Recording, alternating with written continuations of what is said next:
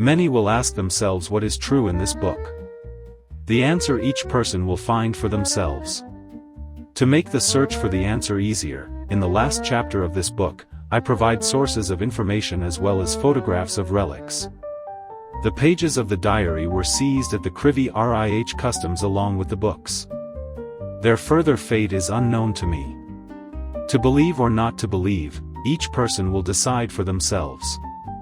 He stood and breathed the frosty January air of the Zuiderzee, Southern Sea, and thought about the contradictions that have accompanied him throughout his life. The only thing that pleases and calms him is that these contradictions are not some objective realities. Everything depends on how you perceive them. Here he stands on the shore of the Amstel, breathing the air of the Southern Sea, which is a small part of the larger Northern Sea. The fact that this part of the Northern Sea is called the Southern Sea did not make the sea warmer. However, it still feels warmer inside when you think that you are breathing the air of the Southern Sea. Even on this frosty January day, he could already be called a man of age, feeling warmth and excitement from what is about to happen today. As a doctor with vast medical experience, Klaus Petersen understands well that soon his time will come to stand before God. Of course, he will stand before God under his real name, Klaus Petersen. He has never changed this name. He does not consider himself guilty for the way this world is arranged. A world where a person with ambition must hide their real name. God, of course, is the same for all people and nations, but in this world, constantly immersed in wars and robberies, people have created many different religions and beliefs. This justifies their inclination towards aggression, war, and the plundering of unbelievers. As a doctor who studied both physical and mental illnesses of people, he understands well that the instinct for aggression is embedded in humans from birth. The instinct for aggression helps a person protect themselves and survive in this competitive world. The only thing that suppresses the instinct for aggression is proper upbringing, which includes everything that allows a person to exist in society with others. 26 years ago, in the same frosty January as now, a treaty was signed that gave his country the opportunity to become the freest country in the world. He will never forget January 30th, 1648, just as he will never forget January 16th, 1632. If the events of January 16th, 1632, are forever written in the history of his native North Holland, the events of January 30th, 1648, will go down in the history of his homeland's ancestors and help in its revival and restoration. He prays for this, as his parents prayed every day.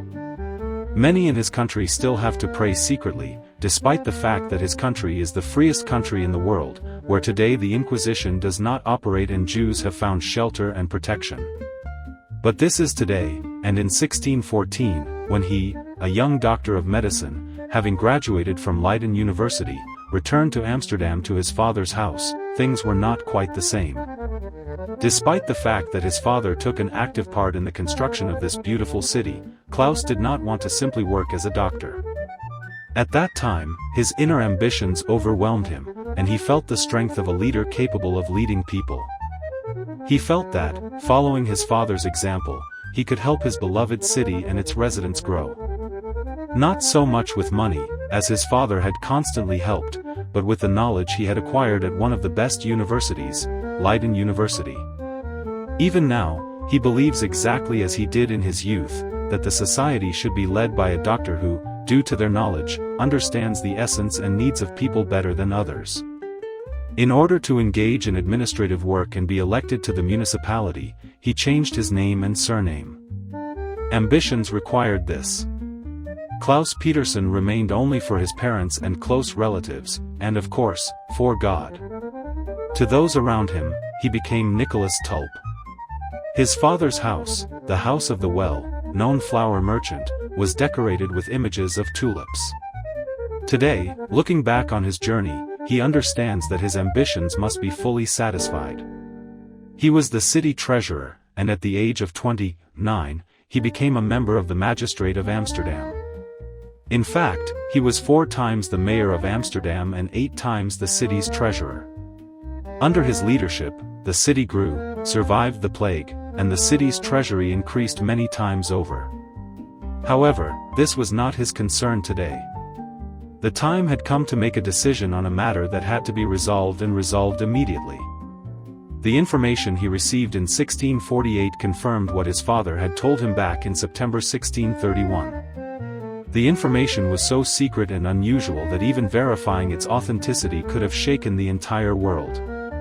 This news, under the utmost secrecy, was conveyed by Portuguese refugees who fled the Inquisition in Spain, Jews from Córdoba. Their story might have seemed like a legend or a fairy tale. But they provided proof that could not be disputed. This proof was an ancient scroll written in ancient Hebrew. Like any educated man, Klaus Petersen knew not only Latin but also the language of the Torah. Therefore, what he read in the scroll not only amazed him but also caused some internal fear. Could this really be possible? The received information was long discussed among his closest friends, and, on the advice of Rabbi Manasseh ben Israel, a messenger was sent to verify the information.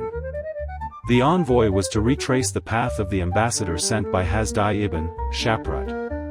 Klaus Petersen, along with his closest friends, Dr. A. Zakustas Lusitanus and Dr. Ephraim Chizkiyahu, raised enough money to ensure the journey in 1654. And yesterday, after 6 years, the messenger returned. Of course, he was no longer the same 20-year-old youth who had set out on his journey on December 12, 1654.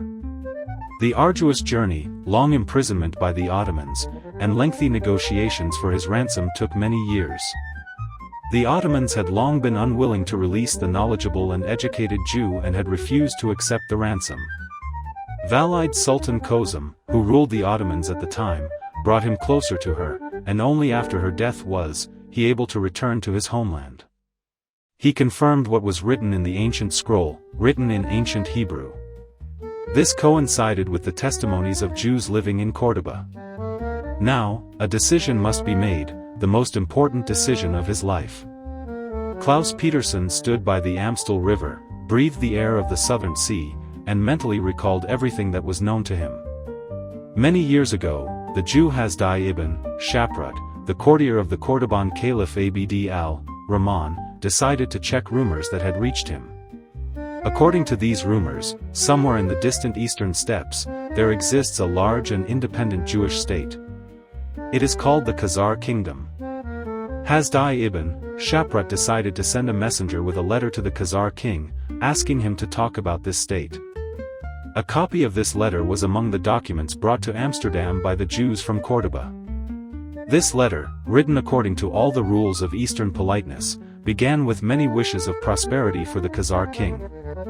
Then followed a description of the Cordoban Caliphate or the land of Al-Andalus, where Hasdai ibn Shaprat lived. Next, Hasdai ibn Shaprat tells how he learned about the kingdom of the Jews. He first heard about the kingdom of the Jews from Khurasani merchants, but did not believe it until he received confirmation from envoys from Constantinople.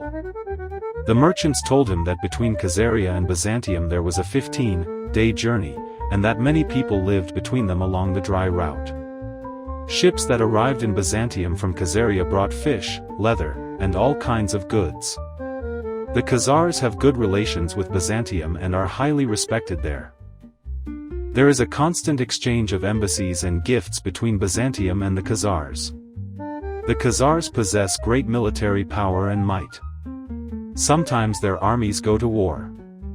Now, the Khazar people are ruled by King Joseph. Hasdai ibn Shaprat entrusted these merchants and decided to connect with the state of Khazaria through their closest neighbor, Byzantium. Hasdai ibn Shaprat sent his envoy to the Byzantine emperor. The envoy presented the emperor with large gifts and asked him to deliver a letter to the king of the kingdom of the Jews. However, the envoy, Isaac ben Hatton, returned to Córdoba empty-handed. Isaac ben Hatton delivered an official refusal from the Byzantine emperor, explaining the difficulty and danger of traveling to Khazaria, both by sea and by land. Isaac ben Hatton explained the emperor's refusal differently, believing that the refusal stemmed from the emperor's reluctance to facilitate closer ties between European Jews and the Khazar Khaganate. Byzantium watched with hostility the stir that arose in the Jewish community due to the emergence of a Jewish kingdom. The emperor's refusal did not affect Hasdai ibn Shafrat's desire to connect with the king of the Jewish kingdom, and he decided to send an envoy by a different route, bypassing Byzantium. Near this river live 9 peoples, whose settlements cannot be exactly defined. They live in villages, cities, and fortified towns. All of them pay me tribute. From there, the border turns and reaches Gurgen. All those living on the shore of this sea for a month pay me tribute. From the southern side, there are 15 peoples up to Bab, al-Abwaba. They live in the mountains up to the Sea of Constantinople for 2 months of travel. All pay me tribute. To the west, there are 13 peoples located along the shore of the Sea of Constantinople. From there, the border turns north to the large river called Yaz. The peoples live here in open territory, moving across the steppe, reaching the boundary of Hindem. The country extends for 4 months of travel. They are numerous and pay me tribute. The letter also devoutly and in detail describes the Khazars' acceptance of Judaism. As Joseph writes, he is the 13th hereditary Khazar Khagan, and the count begins with his ancestor, the righteous Khazar Khagan Bulan, who first accepted Judaism in 730. With great piety, he describes the important role of Judaism in his country. But what Klaus Pietersen is concerned about today is not the official response from King Joseph to the letter, but the secret message that Hasdai ibn Shafrat received. This secret message details a religious dispute that took place in 860. During this dispute, a rabbi defeated both a priest and a qadi by proving the truth and nobility of Judaism.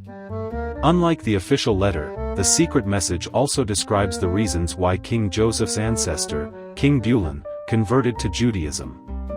King Joseph wrote that in a dream, King Bulan was visited by an angel, who introduced himself as Bedouin and said to the king, "You must believe in the one God and accept Judaism." King Bulan promised the angel and asked, "Where can I find a Torah teacher to instruct me?" Angel Bedouin advised him to invite the rabbi from Jerusalem, the disciple of Othniel ben Kenaz. Upon waking up, King Bulan ordered his closest advisors to find in Jerusalem a rabbi who would be a disciple of the famous Rabbi Othniel ben Kenaz. The invited rabbi was an outstanding expert in the Torah, and he explained to the king the 24 books of the Holy Scriptures, the Mishnah, the Talmud, and the collections of holiday prayers. This rabbi clarified to King Bulan his dream, Angel Bedouin, he is the angel of the 3rd decanoid of Gemini.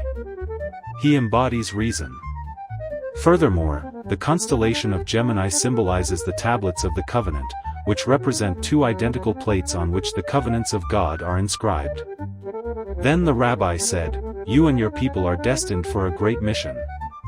Before Moses' death, many years ago, 2 silver trumpets were hidden, which were made by the command of the Almighty for Moses personally.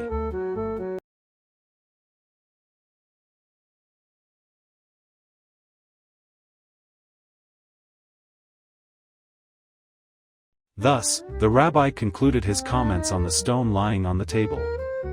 After that, he took a piece of paper and wrote the inscriptions found on the stone in Aramaic and in the language used by Rashi.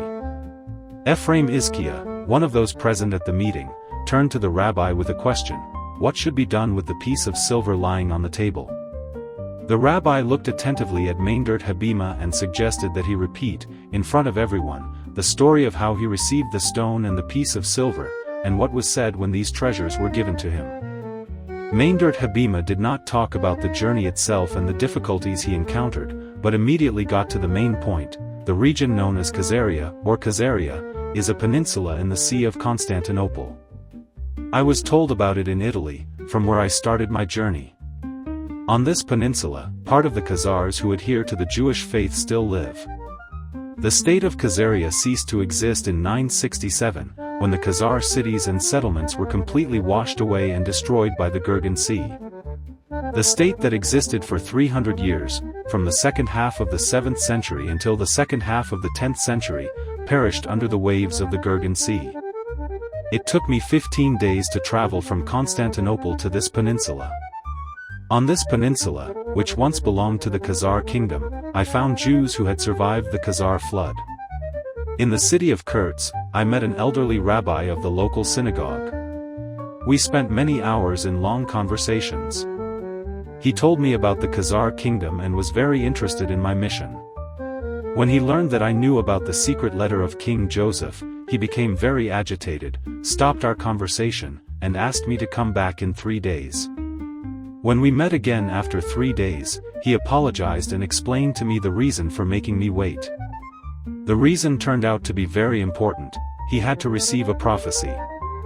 According to him, it was only that night that he had received it in a dream. The prophecy confirmed that I was the messenger he and his ancestors had been waiting for many years. That day we talked all day and all night until dawn. Our conversation was interrupted only when we had to perform prayers, and it ended in the morning when we went together to the mikveh, said Maindert Habima. Later, the rabbi said the following: I have lived long in this world, and I have seen a lot. Know that Jews settled in these lands many centuries before the establishment of the Khazar kingdom. When the Khazar state perished under the waves of the Gurgan Sea, the surviving Jews settled in various countries, but many of them settled on our peninsula. In the past, our peninsula was part of the mighty Khazar kingdom. The reason for the fall of the Khazar state was not the flood, but that the king ignored the prophecy that the chief rabbi of the kingdom had received, and of which the king was aware. This rabbi was my ancestor, and our family descends from the rabbi who came to King Bulan when he established the Jewish state. When he came to King Bulan, he handed him the relics and said, "This is one of the trumpets of Moshe, which my family has kept from generation to generation.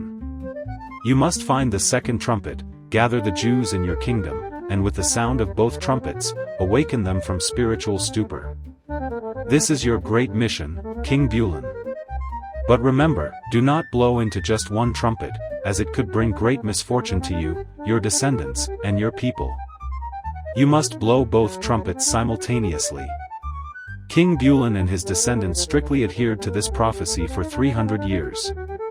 In the second half of the 10th century, a descendant of King Bulan, in violation of the prophecy, decided to blow into just one trumpet, without waiting for the second trumpet to be found.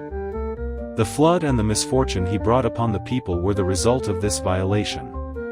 Apart from Moshe's trumpet, my ancestor also handed King Bulan 2 other relics. One of them was the stone of Benjamin's breastplate from the high priest's breastplate. The second relic was a piece of silver weighing 4.69 zuzah, which corresponds to 2.34 shekels. This piece of silver remained from the silver used to cast Moshe's trumpets. By King Bulan's command, Moshe's trumpet was kept in the kingdom's treasury.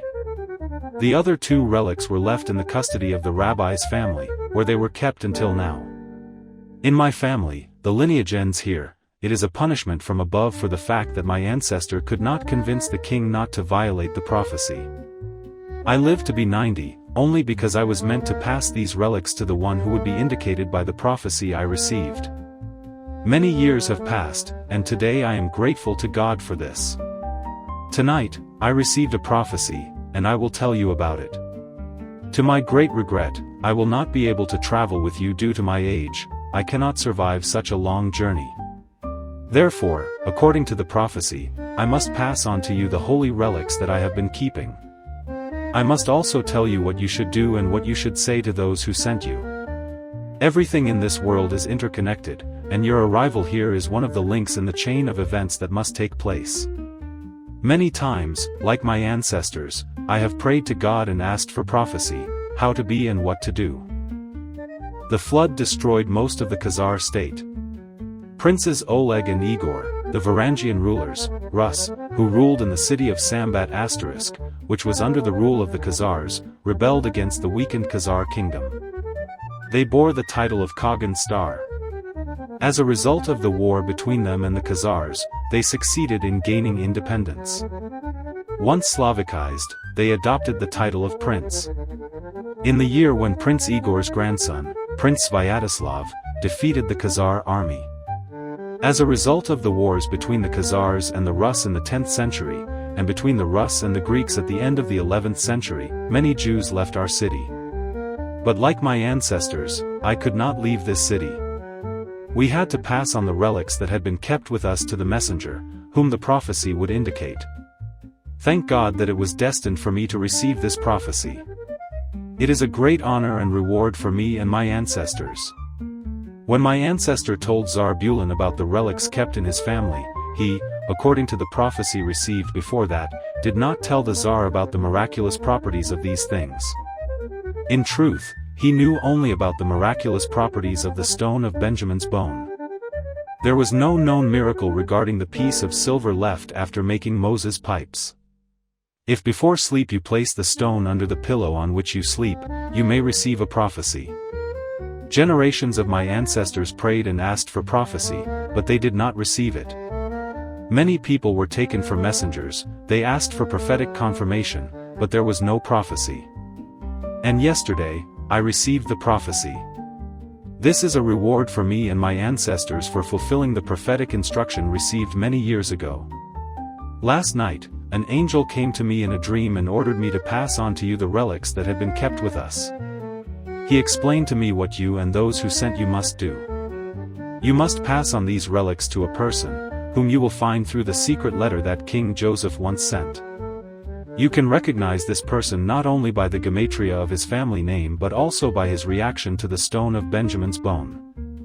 First of all, if he takes the stone in his hand, he will feel warmth emanating from it. If, when he lies down to sleep, you place the stone under the pillow on which he sleeps, then prophecy will come to him. Moreover, in the family of this person, a ring of King Solomon is passed down from generation to generation. This is the very ring with which the king healed people. You can recognize this ring by the stone set in it. The stone is jasper, half of the stone is green, and the other half is red. The motto is inscribed on the rim of the ring. The jasper stone, half of the stone is green in color, and half of the stone is red in color. The motto is inscribed on the rim of the ring. Thus ended his story, Maindert Habima. The assembled were shaken by what they had heard. After a brief consultation, it was decided to subject the recommended young man, Velvel Ben Burl from the Shulmanovich family, to a test and verification, and a coachman with a carriage was immediately sent for him. It was also decided that if the first test proved successful, the young man would be invited to stay overnight in the house where the meeting was taking place. No one present was allowed to communicate with him. At night, they would place the stone under his pillow, and in the morning, everyone would gather again to listen to Velvel Ben Burl from the Shulmanovich family, if he had anything to say. To ensure confidentiality, 3 of the people present will monitor the full isolation of the young man and prevent any communication with him. After that, each of the present took a stone in hand and shared their feelings with the others. Everyone's feelings were the same. The stone felt pleasantly cold on the palm of each person's hand. There was a knock at the door, and the servant who entered the room where the meeting was taking place reported the arrival of the invited guest. By general consent, the conversation was entrusted to Rabbi Yehuda, Leib ben Solomon. He then asked for the guest to be brought in. A short young man entered, and as he entered, he respectfully stopped in the middle of the space between the door and the table where the familiar dignitaries were sitting. Rabbi Yehuda, Leib ben Solomon addressed him, "Dear Velvel, we are gathered here to fulfill an ancient prophecy. Knowing you as an honest and faithful man, I hope you will keep secret what you hear here. No matter how circumstances unfold, you must follow the instructions I will now give you. Do not be surprised if not everything is clear to you, nothing will harm you, and everything you do is for the benefit of your people." Velvel thanked him for the trust and assured him that he would carry out all the instructions, no matter how strange they might seem. The rabbi handed Velvel ben Beryl a cloth and asked him to blindfold himself. When Velvel tied the cloth, the rabbi confirmed to the others that it was properly done. After that, Yehuda, Leib ben Solomon took a stone from a box that was on the table and went to the servant standing with a covered tray at the door. Uncovering the tray, he took another stone from it. Approaching Velvel ben Beryl, the rabbi asked him to extend the hand with which he writes, palm up. Velvel ben Beryl extended his left hand, as he was left-handed.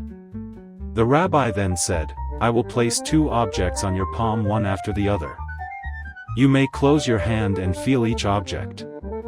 Your task is to determine how one object differs from the other by touch. Are you ready?" Receiving an affirmative response, the rabbi placed one of the stones on the open palm of the subject.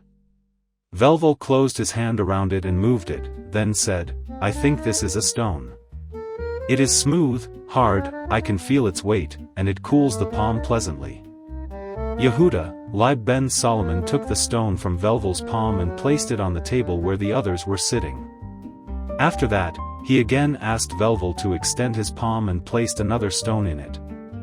The rabbi and all those present observed, noting that when Velvel closed his hand around the stone, his face tensed. After feeling the stone, Velvel ben Beryl said, "I think this is also a stone, but it feels somehow different. I feel its weight and hardness, but it emanates warmth. I feel a slight dizziness, calmness, and some lightness in my whole body." The rabbi asked him to open his hand and took the stone.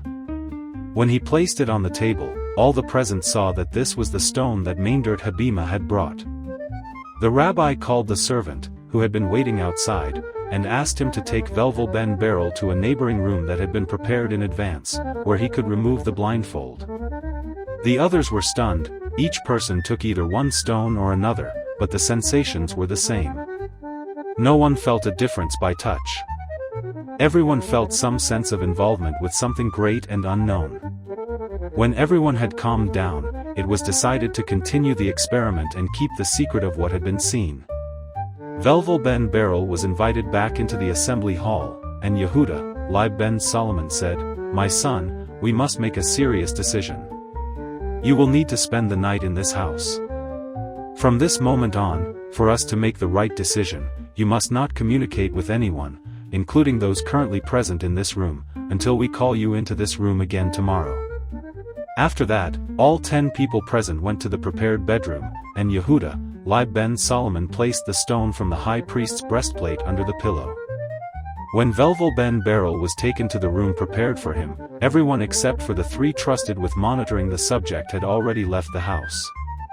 The rooms allocated to Velvel ben Beryl were next to the room where the meeting was held and consisted of 2 rooms, a bedroom and an office.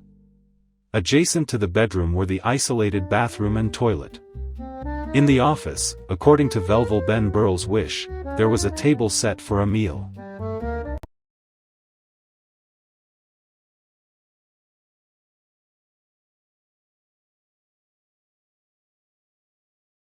It also contained everything necessary for the evening prayer. Outside, by the door, there was a servant whose duty was to guard the door and, if necessary, fulfill Velvel ben Beryl's wishes.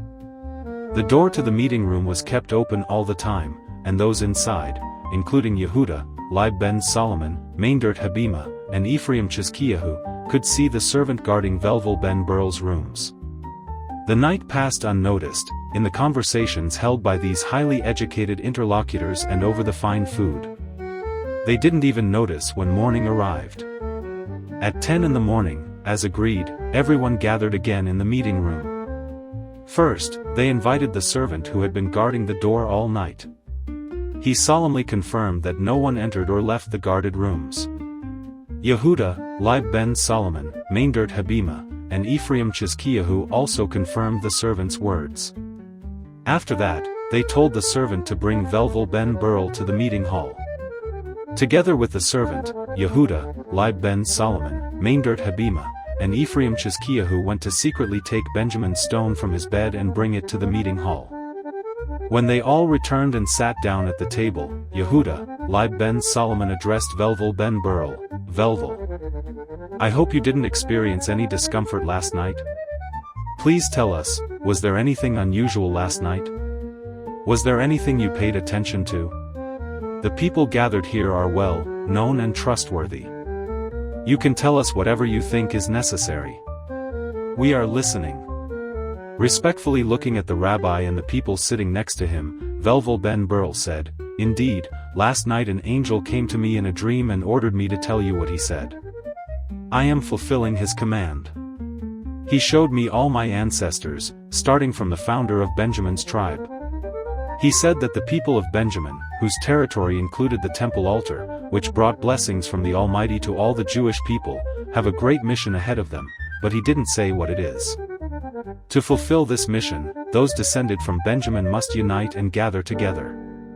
The angel gave me the numbers 14 to 16, 23 to 10, 11 to 12, but didn't explain what they mean. Perhaps using the rules of gematria, you, Rabbi, will be able to explain these numbers. Carefully writing down the numbers Velvel ben Burrell had given, the rabbi said, 14, the number of phalanges on a person's hand, the number of phalanges on a person's foot, the number of bones in a person's face. It also corresponds to the name David, king of Israel, corresponds to the name Ahaz, king of Judah, corresponds to the word Chaya, life, living being. 10, corresponds to the number of fingers on both hands, corresponds to the number of fingers on both feet.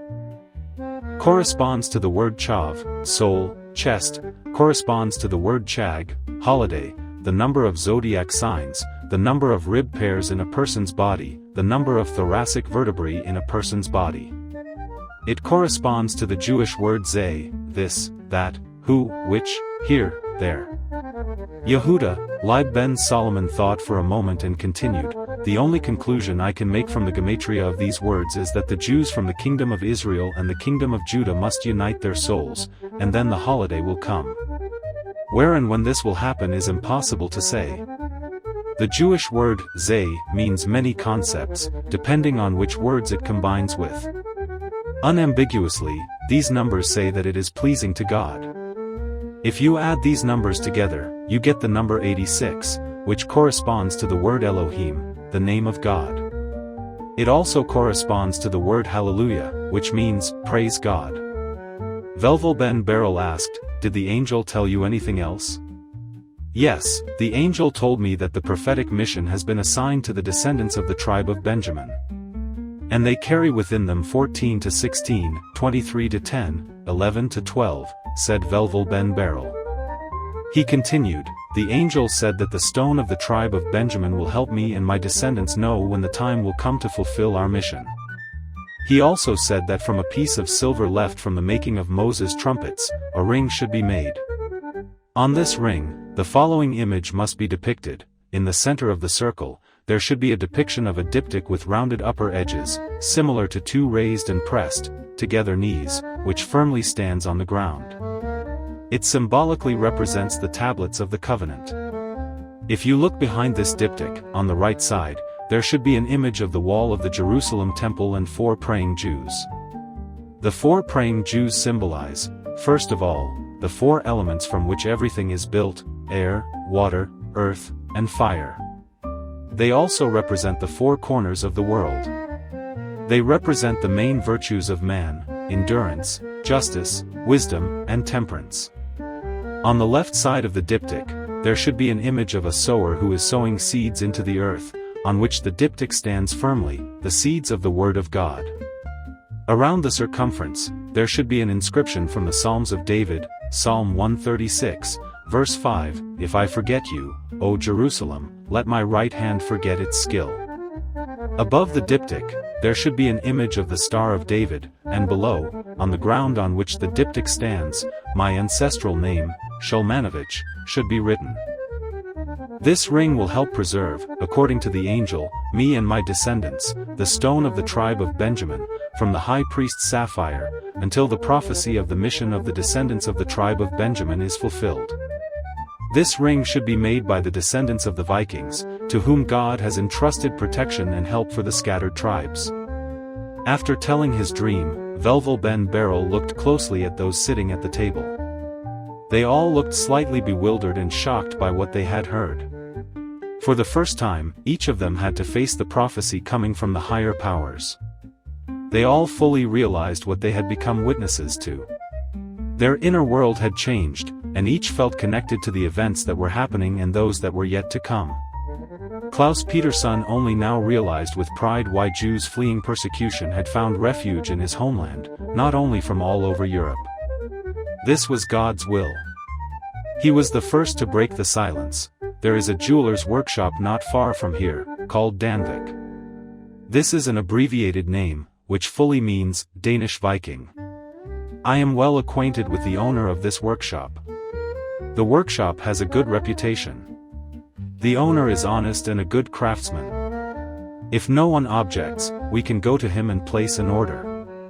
After a moment of silence, the rabbi began, "I think we all should promise to keep everything we've learned in secret. Velvel ben Beryl should receive the ring and the stone of the tribe of Benjamin and leave the country. He is now under God's protection. If this information reaches the Inquisition, not even the just laws of this beautiful country will protect us from its secret agents. We must also be cautious for our own lives, because if the Inquisition finds out that we know about the prophecy, we will be subjected to widespread persecution as witnesses to the events. Therefore, keeping everything secret is essential for all of us. God will show you the way, Velvel ben Beryl.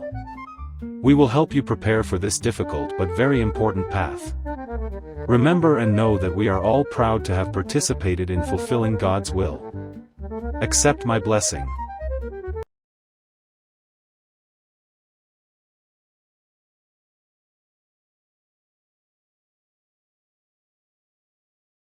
While working at the hospital on the edge of Kharkiv region, in the Dvurchansky district, I had the opportunity to visit one of the patients.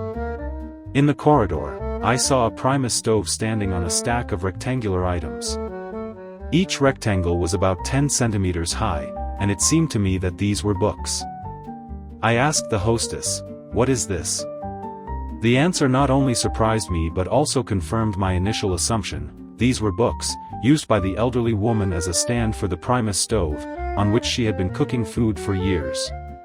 When I asked her where she got them, she answered, they were left after the death of the previous resident. She kindly agreed to let me take a look at them, especially since before that I had provided her with necessary medical assistance, which she had long been unable to receive. This was the reason for my visit to her. I arrived as the head physician of the hospital, at her complaint about my staff's work, but it ended with me making prescriptions and providing treatment, eliminating the issues that had been bothering her. She was grateful to me and thus did not refuse when I asked to see the books. They turned out to be real books, which I had never seen before. First of all, what struck me was their weight. They were practically weightless, despite having a considerable size of about 30 centimeters by 50 centimeters and a thickness of about 10 centimeters. The cover was clearly leather, and the pages were yellowed but not brittle. The text was written in a script that was unfamiliar to me. I was very curious about what kind of books these were and what was written in them. They clearly did not belong where they were. I suggested buying these books, but the woman offered them to me for free as a token of gratitude for my help. I decided to accept her gift and not offend someone who was giving it from the heart. At home, the first thing I did was clean and wash the covers of these two books and carefully vacuum the edges. The first book turned out to be Ancient Russian History from the beginning of the Russian people to the death of Grand Prince Yaroslav I, or until 1054 AD. The author is M. Lomonosov. The second book was Synopsis of 1674. The cover was made of boards covered with damaged leather around the edges.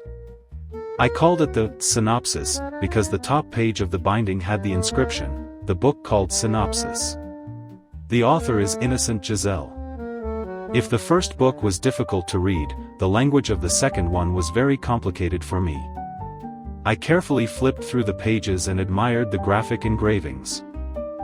In one place, a group of pages was glued together, and I was afraid to separate them. I decided to consult with specialists. I turned to an antiquarian bookstore on Korolenko Street in Kharkiv. Here is the advice I received. I remember it word for word. It is better not to apply force when separating the pages. You need to soak the places of the glue with warm water, where they cannot be simply separated. After separating the pages, they should be wiped carefully with a cloth, laid out with newspaper, and then, when the newspaper absorbs most of the moisture, replace it with filter paper and place a press on the book. Following the advice precisely, I unexpectedly found an envelope between the glued pages. The find amazed me so much that I decided to calm down first and open the envelope 2 days later. Inside, there were 8 sheets, joined in pairs. The first sheet was written in Hebrew, the language of the Torah, which I had seen repeatedly in books belonging to my grandfather. The second sheet, as I understood, was a translation made into pre-revolutionary Russian. So, I had 4 sheets of original text in Hebrew and 4 sheets of translation. The content of the first sheet of the translation is detailed in the first chapter of this book. After reading the first sheet and seeing my surname in it, I went to my parents' house on Krivomazovska Street. It was necessary to show it to my father and hear his opinion. After reading the documents, my father thought for a while, then silently got up and went to a safe hidden behind a painting. It was an old copy of the painting, The Anatomy Lesson of Dr. Tulp. I had seen it at my grandfather's house, and as I knew, it had been passed down to him from his parents. Father took out of the safe a blue velvet pouch with embroidery, measuring 20 by 25 centimeters. The embroidery depicted the Star of David in beautiful framing, above which were embroidered the words, "Remember Jerusalem," in Hebrew. Unzipping the pouch, Father took out an old talith, a wooden box measuring 11.5 by 8 centimeters, and a small object wrapped in the edge of the talith. The object turned out to be a silver ring, on which there was a depiction exactly described in the first page of the translation. Inside the box lay a stone of green color, with black and red inclusions. The dimensions of the stone were 6.3 by 4.3 by 1.8 centimeters. On one side of the stone, there were inscriptions arranged in 2 lines. The upper inscription was larger than the one underneath it. Comparing the letters written on the stone with the description of the inscription on the stone of the high priest of the tribe of Benjamin, the match was complete. Inside the talith, there was also a small silver ring with a 2-colored stone and an inscription around the edge. Father looked at me carefully and said, "Your discovery is not accidental, you are probably chosen, but what your mission is, you can only find out yourself. Everything you see on the table is passed down in our family from father to the oldest son, and it has been passed down from generation to generation. Therefore, probably in our family, the oldest son has only sons, and the youngest son has only daughters. It is hard to explain, but it has been that way from generation to generation. Each of these objects has its purpose. Perhaps we don't know everything, but what I know from my father is that the stone can help see the future, that is, it helps to receive a prophecy. But only the one who has a certain mission in this life can receive the prophecy. This stone gives the ability to receive a prophecy if you place it under your pillow at night, but this is only for the chosen one. My father and I tried placing this stone under the pillow at night, but we did not receive a prophecy. Once, you held this stone in your hands, I don't think you remember this. Your grandfather placed your hand on this stone and put this ring on your finger when you were a child and had polio. We don't know what served as the turning point in your illness, after which you began to recover. Traditionally in our family, we believe that this happened after you ate lemons, but what was the real cause of your full recovery, we do not know. How this stone works and what secrets are hidden in it, we also do not know. The function of the ring, as it is passed from generation to generation in our family, is the protection of our lineage. My father put this ring on my finger before I left for the war, and we, as a family, prayed to God to protect my life. I believe that only thanks to God, I survived in this war. The second ring is the ring of King Solomon, as your grandfather called it. My father passed everything to me just before his death, but I probably have to pass all of this on to you right now. Your discovery points to this. I think today you should place this stone under your pillow. Perhaps you will receive an answer to all the questions you have now.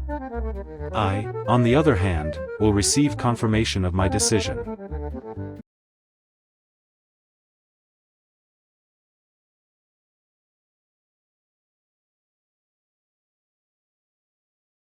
This is the translation of the second page, which ended, and on the original attached to it, an uneven tear of the page was visible. Suddenly, I felt extremely sleepy. I put aside the pages I had been reading and closed my eyes. When I woke up, the feeling was as if I hadn't slept, but had returned from some kind of journey. I had experienced a similar state before, but then, when I opened my eyes, I felt an unbearable pain in my head and throughout my body, which slowly, very slowly, passed. After that pain, a general fatigue and heaviness in my head remained for a long time. This time, everything was the complete opposite. Complete clarity in my head, lightness in my whole body, great mood, confidence in my abilities. 2 years ago, I went with my older son to an automobile market. When we were a few meters from my car, I suddenly slipped and fell. I fell straight on both knees. The pain was incredible, but I got up and reached the car, and not just reached it, but I was able to sit in the seat. I don't remember how. From my son's words, I know that I lost consciousness, and he was very scared at that time and started slapping my cheeks and shouting, "Dad, Dad." I know this from his words. What I remember is my flight through some kind of black tube, at the end of which I saw a very bright white light. Not reaching that light, I began to return and woke up. When I opened my eyes, there was pain all over my body, but the head pain was indescribable. I was able to drive the car only after some time, when my consciousness cleared up. How I managed to reach the car in that condition, I don't know. I remember that the last thoughts were about my son, how he was there alone in the car. I approached and sat in the car completely unconsciously. But that was then. Now everything was different. Even though I didn't feel the time for sleep, I clearly remembered what happened to me in the dream. There was no black pipe, only light, and this light was talking to me. The conversation was open, the words and thoughts were the same, and this gave the conversation a complete ease. Everything was clear, I received answers and knowledge simultaneously. Now I understand what the words meant. Everything in this life is predestined. If a person is born under the sign of the planet Mars, they are destined to shed blood. But they have a choice. They can become a thief or a bandit and shed the blood of people. They can become a doctor and also shed the blood of people. But in the first case, a person chooses evil, in the second, good. So it is with prophecy. Every prophecy is given for a certain period, and it will come true. But whether it brings good or evil is the choice that must be made. Not always does a person have the patience, not always is he ready to fulfill it punctually, and this changes the timing of the prophecy's arrival. The king of the Khazars rushed, and this not only delayed the prophecy but also destroyed most of his country, causing a flood. The sudden overflow of the Caspian Sea was the reason why the Khazar kingdom gradually declined. The events unfolded so clearly, like a turning point, just as it was in the dream. I saw how the tribes of Israel, not returning to their homeland, settled all over the earth. How the tribe of Minashi, the tribe of the seafarers, on their ships reached the shores of the American continent. How the tribes of Reuben, Shimon, Zvulun, Dan, Naphtali, Gad, Asher, and Ephraim settled in Europe and Asia. They assimilated with the people living there, but partially preserved their customs and memory of the promised land. But there is one thing that binds them together, it is what God gave them, and no one can change that. This is the code, 14 to 16, 23 to 10, 11 to 12. That same code which one of my ancestors saw in the prophecy he received. But at that time, he didn't know what it meant and was satisfied with the explanation based on gematria given by the rabbi. 14, the number of phalanges on the human hand, the number of phalanges on the human foot, the number of bones in the human face. This also corresponds to the name David, the king of Israel, corresponds to the name Ahaz, the king of Judah, corresponds to the word Chaya, life, living being. 10, corresponds to the number of fingers on both hands, corresponds to the number of fingers on both feet, corresponds to the word Chav, soul, chest, corresponds to the word Chag, holiday, and the number of zodiac signs. The number of pairs of ribs in the human body, the number of thoracic vertebrae in the human body. Also corresponds to the Hebrew word zeh, meaning, who, which, here, there. The only conclusion he made from the gematria of these words, there must be the unification of the descendants of the kingdom of Israel and the kingdom of Judah, their souls, and then the holiday will come. Where and when this will happen is impossible to say. The Hebrew word zeh means many concepts depending on the words with which it combines. These numbers definitely say that this is pleasing to God. If you sum these numbers, the result is 86, which corresponds to the word Elohim, the name of God. It also corresponds to the word Hallelujah, which means, praise God. Gematria told the truth, but the meaning of this code turned out to be much greater, and as a doctor, I now understand that. This code is embedded in every male descendant of Abraham, Isaac, and Jacob, and it activates when the time comes. No matter where these descendants live, or what religion they follow. Now, after what I learned in the dream, I knew, 14 to 16, 23 to 10, 11 to 12, is the DHK passport of the Jew, which every descendant of the 12 tribes of Israel has. This is the inheritance that is passed only through the male line, because the Y chromosome is found in the DHK of men only, and the nucleotide chain 14 to 16, 23 to 10, 11 to 12 is located in the Y chromosome. And therefore, it is passed down from Abraham, Isaac, and Jacob to their descendants living in the present time. The chromosome is passed directly from father to son, and so it has been for many thousands of years. The mother has no connection to it. She receives the same original chromosome during fertilization and passes it on to her son, and so this has been happening for many millennia. The sun was already shining brightly outside, and I realized it was time to get up. Mom and Dad were already waiting for me at the table, and as is customary with us, we didn't begin eating until everyone was at the table. Seeing the questioning glances, I didn't wait for any questions but began to speak myself. I don't remember how I fell asleep. It seems like I fell asleep and woke up at the same time. But I clearly remember that I was in the midst of bright, opaque light. This light was everywhere, it surrounded me and seemed to be inside me. I was in it, but I didn't feel it. I was in it and with it. Questions arose by themselves, and answers came by themselves. I don't understand how my questions arose or how I received answers. I don't know if I communicated with anyone, and I don't know if anyone communicated with me. I didn't see anyone next to me, but I also didn't see myself. The only thing I can say is that the knowledge I received that night cannot be obtained in years of university studies. Now I know the history of the Jewish people, I know the history and mission of our family, and I also know my personal mission. It is destined for me and my family to return to the homeland of our ancestors. Now I know the mission of the stone of Benjamin's tribe. Just as Hebrew words are written from right to left, the stones of all the tribes of Israel must be collected in that order, but from bottom to top, as they were in the breastplate of the high priest. Moreover, it is not necessary that these are the exact same stones that were in the breastplate of the high priest. The right stone will point to the appropriate one, as the stone of Benjamin's tribe will indicate. This is its mission. It was placed at the far right and bottom of the breastplate of the high priest. From it, the collection of all the stones began many years ago. The stones that were in the breastplate of the high priest and their order are indicated in the Torah. When all the stones are gathered, there will be a collective prophecy, and the obligation to preserve the stone of Benjamin's tribe will be removed from our family. Now I know why I recovered in my childhood, and why this stone helped so many sick people.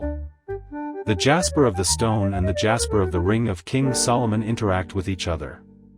Therefore, probably our family was chosen to preserve it. However, according to the prophecy, since I took this stone into custody, I cannot use it to heal myself. The ring of King Solomon will help me preserve my health and heal others. How can you go to Israel if someone finds out about it? They will put you in prison. I completely believe in the prophecy you received, but I don't understand how this can be done, said Dad. I decided to return to the city, get a job, and begin perfecting my profession, writing my dissertation, and preparing for the move. I believe that sooner or later it will happen, I replied. After that, only a few years passed, and the unbelievable happened. The Soviet Union began to collapse. The borders opened, and there was a real possibility to leave.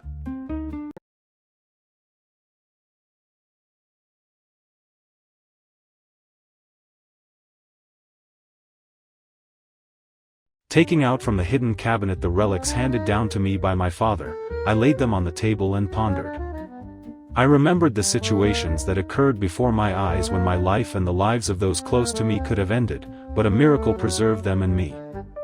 Understanding the responsibility I bore for my family, my wife, and 2 children, I had no right to make a mistake. Yes, I understood that my wife would support me in everything, but the final decision was mine, and the likelihood of a mistake had to be minimized. My wife and I had discussed our departure from the country more than once.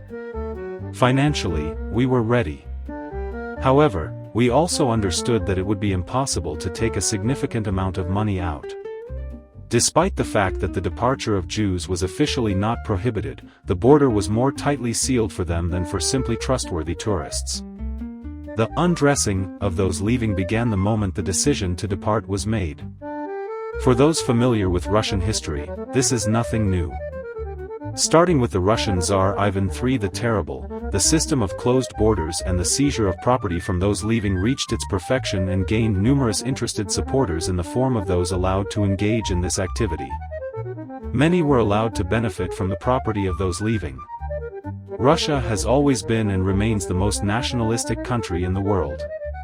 Anti-Semitism, whether open or hidden, was always present in the expanses of this country. This factor outweighed all others, and therefore we decided to emigrate abroad. I decided to discuss our departure with my father. I was particularly interested in what to do with the relics that had been stored in our family. I was also interested in how my father explained and understood their influence. I was particularly interested in the ring of King Solomon. On the famous ring of King Solomon, there was an image of the Star of David, symbolizing the upper world and the connection between the upper world and the earthly one. In general, King Solomon owned several special rings, one of which was passed down to him from Yehoshua ben Hunna, and was then passed to the tribe of Benjamin. You saw this ring, it belongs to our family and is passed down from generation to generation. This ring has a jasper plate inserted into it, half of which is green and the other half is red. This ring also bears an inscription with the motto that the Jews used to conquer the Promised Land.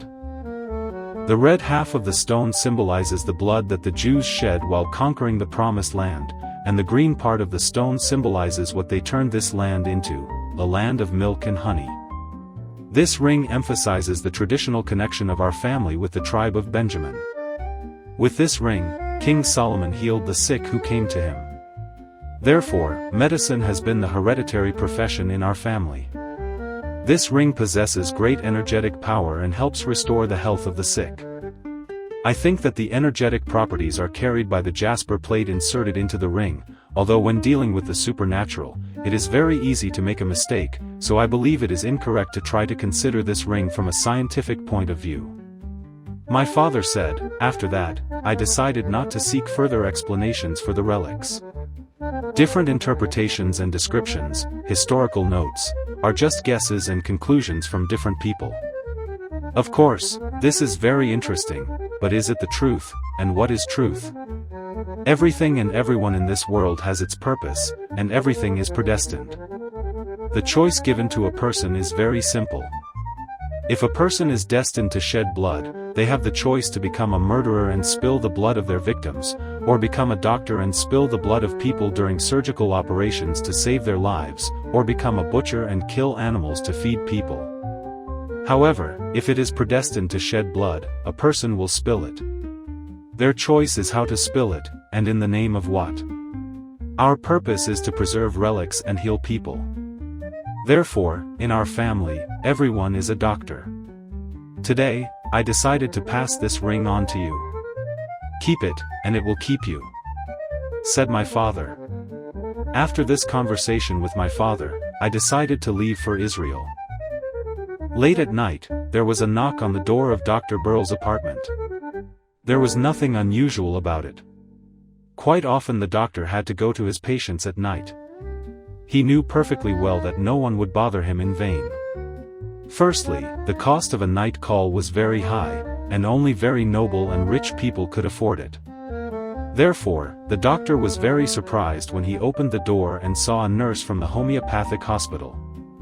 Without expressing his surprise, the doctor invited her into his home office. He knew this woman when he was invited to the homeopathic hospital to help a rabbi who was in Moscow on business and fell ill. When he finished treating the rabbi and was leaving, this nurse approached him in the corridor with tears in her eyes. She asked him to help her sick son, who suffered from constant high blood pressure. With tears in her eyes, she explained that she would not be able to pay for his treatment. He felt sorry for her. For a month, he received her son and carried out the necessary treatment, which turned out to be very successful. Homeopathic medicines, taking into account the biological clock of each organism, have a unique effect. He not only treated her for free, but also paid for all the medicines. Something serious must have happened if that woman bothered him at night. "How is your son?" the doctor asked. "Thank you, doctor, he feels fine. Periodically, as you recommended, he takes the medications you prescribed. He and I are very grateful to you. I'm sorry I bothered you at night, but I had to do it. I know that tomorrow you and your family will go away for the weekend, and your apartment will be robbed," she said in tears. The doctor's surprise knew no bounds. He looked at his interlocutor with suspicion and asked, "How do you know that tomorrow I will go away for the weekend? How do you know that tomorrow my apartment will be robbed?" After listening to the nanny's confused story, Dr. Burl thought for a while. Without saying anything, the doctor stood up, went to the secretary, took out 100 rubles, returned to the nanny, took her hand and put the money in it. After thinking for a minute, he took her hand again and kissed it. "Thank you," he said. The nanny stood there at a loss. 100 rubles were incredible wealth for her, and the kiss on the hand brought on a flood of tears. "I beg you, do not tell anyone that you visited me, and if it suddenly becomes known, say that you came about your son. Your message is very important to me. Believe me, I am very grateful to you for this information. Thank you again." The doctor shook her hand with gratitude. The woman, in tears, grabbed the doctor's hand, kissed it several times and ran out the door. Having closed the door behind her, the doctor went to the bedroom, but the bedroom door swung open and his wife came out to meet him in a dressing gown. From the expression on her face, he realized that she had heard everything. "You understood everything, Rosa. The time has come that my father spoke of. We will have to leave Moscow. You remember the plan that father spoke of. We must begin preparations immediately. Gather the bare necessities, valuables and things for the first time. Thank God all our money is in the Dresden bank. We need to leave a little disorder in the apartment. We will park the carriage on the neighboring street and try to get into it unnoticed. Dress like a servant, and dress the children accordingly. I will go to the office and prepare our new documents. We are going to Malorossiya. Now our last name will not be Shulman but Shulmanovich. We are returning to our family name.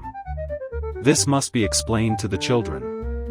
Those who want to visit our apartment tomorrow do not know for sure who has the relics.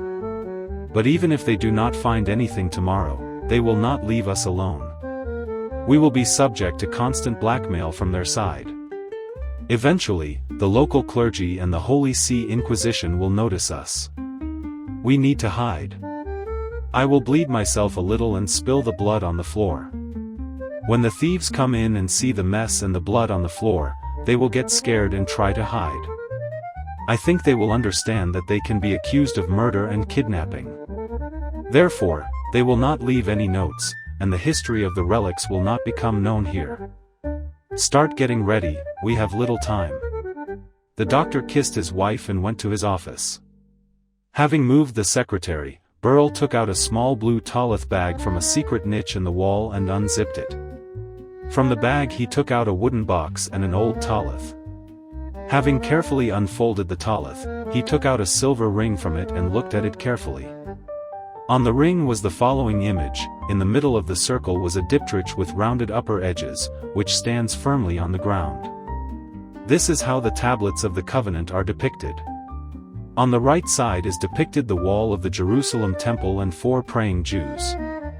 On the left part of the diptych is depicted a sower who sows seeds into the ground on which the diptych stands firmly.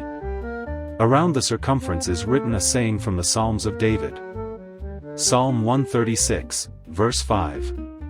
If I forget your Jerusalem, let my hands be stopped.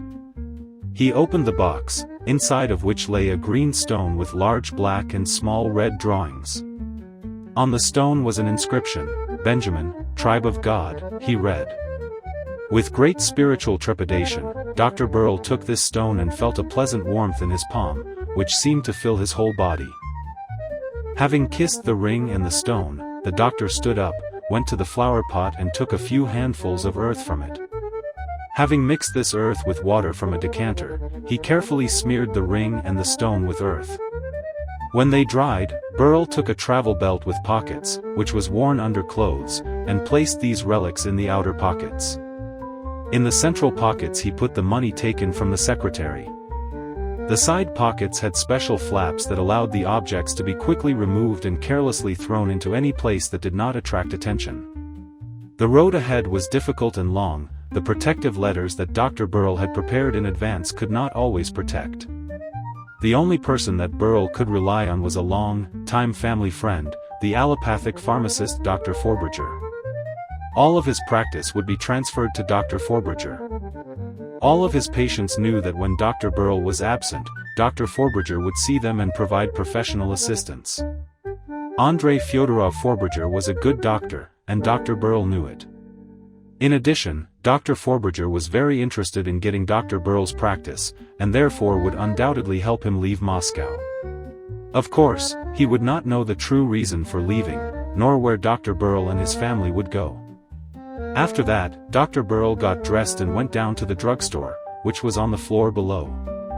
The pharmacist was very surprised that the doctor had woken up so early. Smiling, Dr. Burrell turned to him, "Good morning. Could you send the doorman to Dr. Forbridger on Bolshaya Dmitrovka to the house of Colonel Ravsky? It is necessary to pass on a note from me. Give this ruble to the doorman along with the note, it is for him for the cab and for his work in delivering it. Don't be alarmed." "Of course, doctor, I'll send the doorman right away," the pharmacist replied. Having read the note, Dr. Forbridger ordered his carriage to be brought immediately, and less than an hour had passed when the two doctors greeted each other and locked themselves in Dr. Burrell's office. "Dear colleague, circumstances are such that I must leave Moscow, and leave urgently and secretly. I trust in your integrity and ask you to give me my word of honor that no one will find out about our conversation." Dr. Burrell looked questioningly at his interlocutor. "I give you my word of honor," Dr. Forbridger answered without a second thought. "I have been blackmailed, and not just any blackmail. They want to accuse me of witchcraft. They blame me for my professional successes. I have patients who are recovering, who according to other doctors should die, so I am a sorcerer. Of course I will be able to resist this blackmail, my high-ranking patients will protect me, but you know, if this starts, the churchmen will ultimately win. I don't even know who these blackmailers are, but these people are ready for anything. They are even planning an attack on my apartment today. I don't want to fight, I have a wife and children. I have decided to leave secretly today. When they enter my apartment and see that there is no one here, they will stop their blackmail. You will take over my practice, especially since all my patients know you and it will not be difficult. Keep my note. When the police start looking for me and my family, they will definitely turn to you. The note says that I invited you to a consultation for me personally, because I felt unwell. My blood pressure has increased, and you have performed a bloodletting on me. I am going abroad with my family, and I will write to you from there. I would like to ask you to take me and my family in your carriage to the next street, where the carriage I have hired is waiting for me. We have dressed in the clothes of the merchant class, and I think we will not attract attention to ourselves on the way. I have written an order, my library and my cabin are transferred to you." Dr. Burrell took off his robe, under which he was dressed in traveling clothes. "I will do everything as you asked, you can rely on me.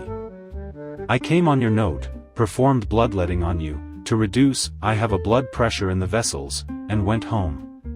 Today I was in such a hurry that I decided to do without a coachman, so I will take you to your carriage myself.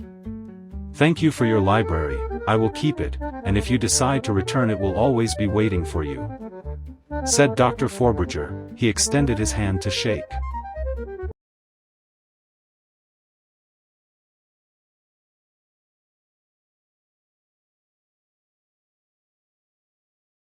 First, an invitation was needed. Without it, obtaining permission to leave the USSR was impossible. There were two ways to get an invitation. The first way was to contact relatives in Israel and ask them to arrange an invitation through a notary in Israel. The second way was to submit an application at the Embassy of the Netherlands in Moscow. This embassy represented Israel in the USSR, as there were no direct diplomatic relations between the USSR and the State of Israel.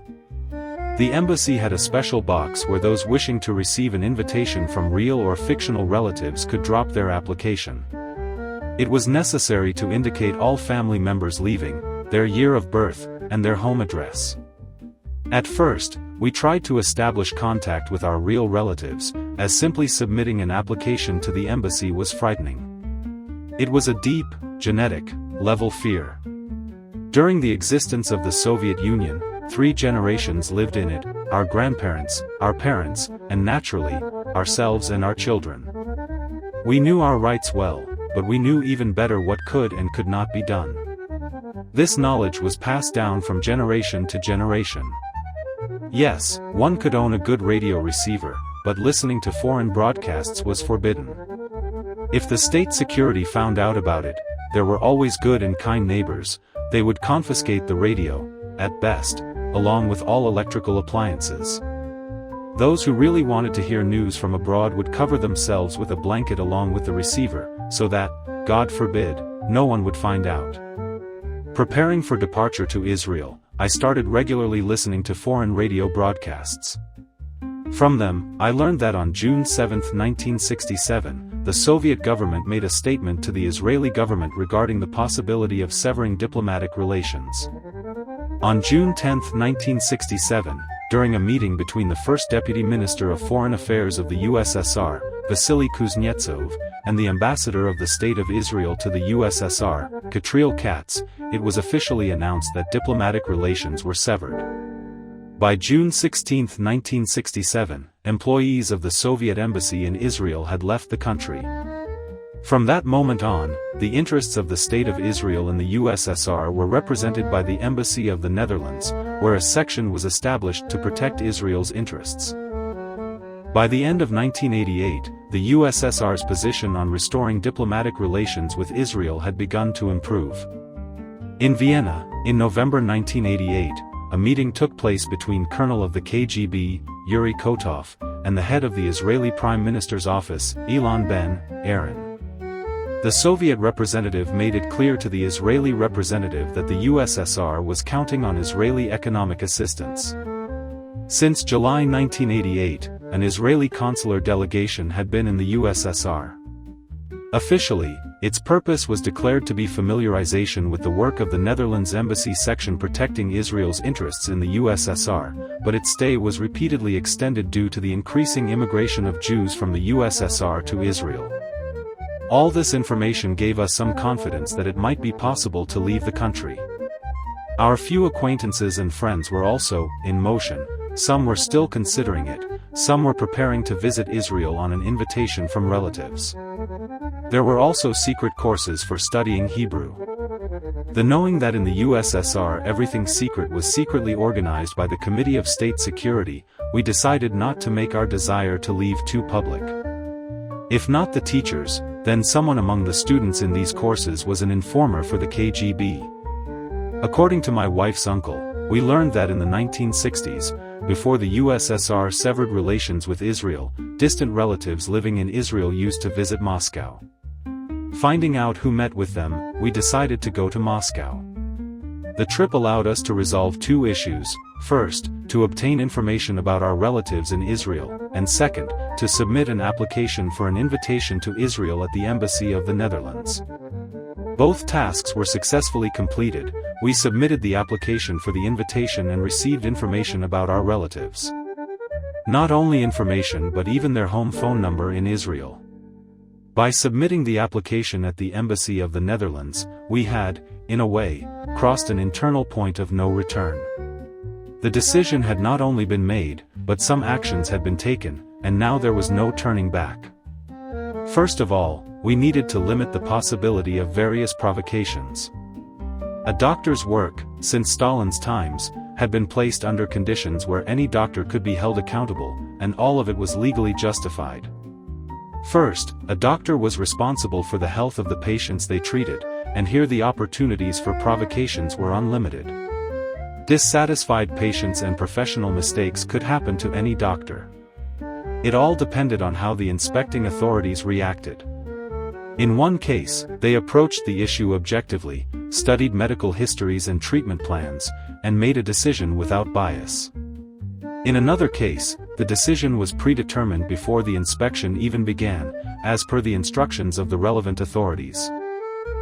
Therefore, any justification or evidence was useless and invalid in advance. Guilt was predetermined.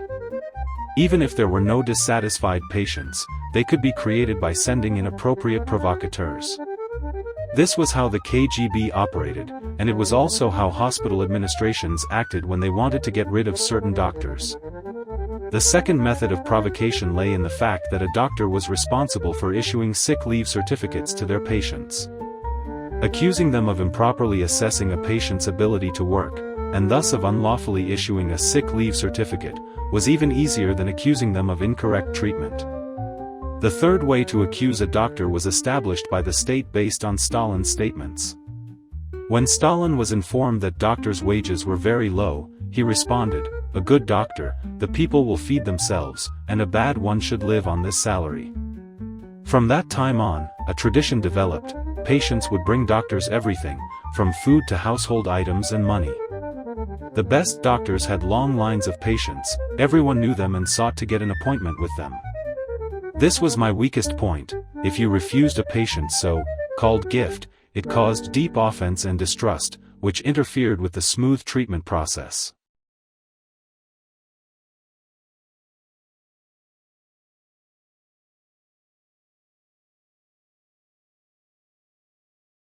I am not on the same path with the revolution. I am left alone and forced to leave for the village. I am needed here. A doctor has not been seen here since 1917. People are poor, and they pay for my medical care with food. There is a lot of work, but there is time and books to read and finish the manuscript that my father started. True, only a few sheets remain from it, the rest burned during the advance of the Red Comrades on the city of Kharkov. My father was forced to urgently and secretly leave Moscow when the idea of getting rich, invented by his friend, failed. Fearing that he would be recognized as an accomplice in what happened, my father left Moscow for Kharkov. The reason for leaving was that his friend asked his father to help him steal a unique relic from a doctor's house. There were people who were willing to pay a lot of money for this relic, as the father said. The friend who wanted to steal this relic was a patient and friend of the father. On the day of the theft, his father was waiting for him in a homeopathic pharmacy located on the first floor of a building in which the doctor who owned this relic lived on the second floor. Imagine his father's surprise when, about 10 minutes after his friend left him in the pharmacy, he saw him returning. Alarm and great bewilderment were written on his friend's face. Halfway there they got into the carriage that was waiting for them and went to our house. Only in the house, his confusion became clear. What my father heard became the reason that changed our whole life. From his words, my father learned that after breaking into the apartment, he saw that there was no one in the apartment, things were scattered around and there was blood on the floor in the room. Fearing that he would be caught in the apartment with the door broken down and blood on the floor, the father's friend tried to leave as unnoticed as possible. The situation had changed dramatically, and if they had previously planned to leave a note and thus guarantee that the doctor would not report to the police, fearing religious persecution. Now they have to be afraid. If something criminal happened, they would be the first suspects. They had no doubt that sooner or later the police would get to them. The only salvation was to leave Russia, or to go to the outskirts of the country and get lost somewhere. The father accused his friend of ruining his and his family's life and career. It was decided to wait until Monday or Tuesday, and when word got around that Dr. Burl was missing, they would need to leave Moscow quickly but quietly. My father did not live to see me graduate from the medical faculty of Kharkov University. Together with my fellow student, a Jew named Solomon, we opened a private practice. I'll tell you a little about him. He played a very big role in my life, and only thanks to him I stayed alive. But everything in order. In my last year of study, I got very sick. The reason was my swimming in the Lopan River at the beginning of June. The water in the river had not warmed up enough, but when I dived in and swam, I did not feel it. By evening my temperature had risen sharply and I had pain in my lower back. Then I started urinating frequently and painfully. I understood perfectly well that I had caught a cold in my kidneys and bladder. This was confirmed to me by the professors I went to. The treatment they prescribed did not help. The temperature did not decrease, and by evening it was even higher. I was hospitalized and was already shown to other students as a striking example of kidney disease. I understood that in my condition, recovery was a great success. From the training course I had taken, I knew very well that patients like me recover very rarely, and if they do not recover completely. Periodically, the disease reoccurs again and again, exacerbation, remission, and so on throughout life. Students often came to me, asked how the illness had developed, how I felt after various medications, sympathized with me, and left. One day Solomon came to me. There were quite a few Jewish students at the medical faculty. They communicated mainly with each other, and I was not very familiar with Solomon. Solomon saw that life was slowly fading in me. He felt very sorry for me.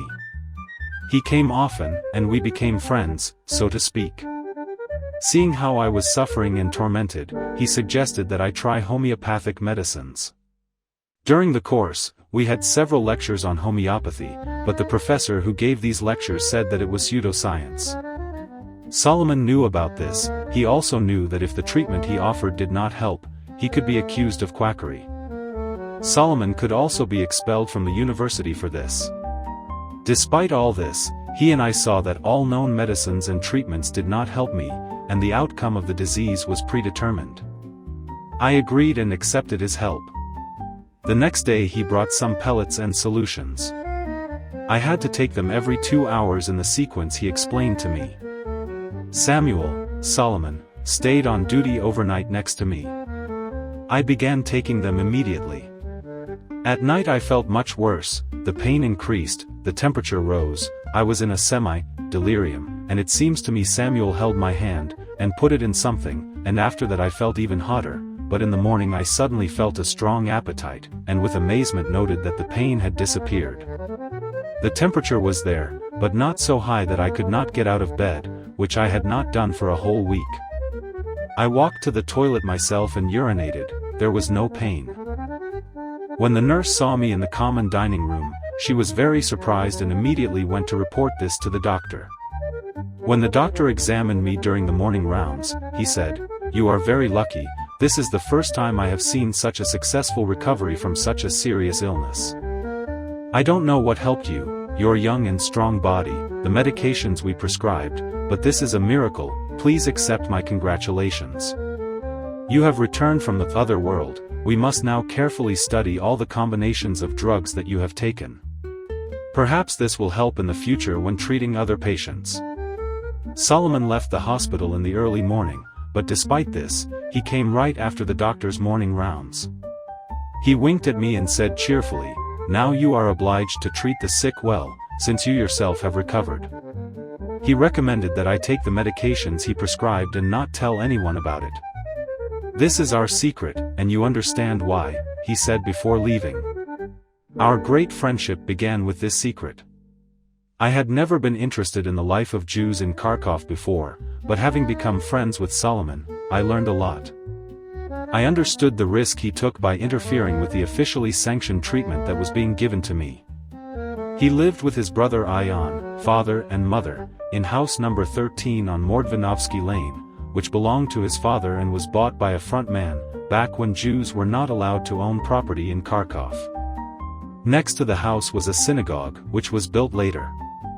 Kharkov province was the only one of the Ukrainian provinces where Jews were not allowed to settle, according to the 1804 regulations on the Pale of Settlement. But the Jews raised the economic development of Kharkov to such a level that the city's coat of arms was decorated with a six-pointed star located above the horse's head.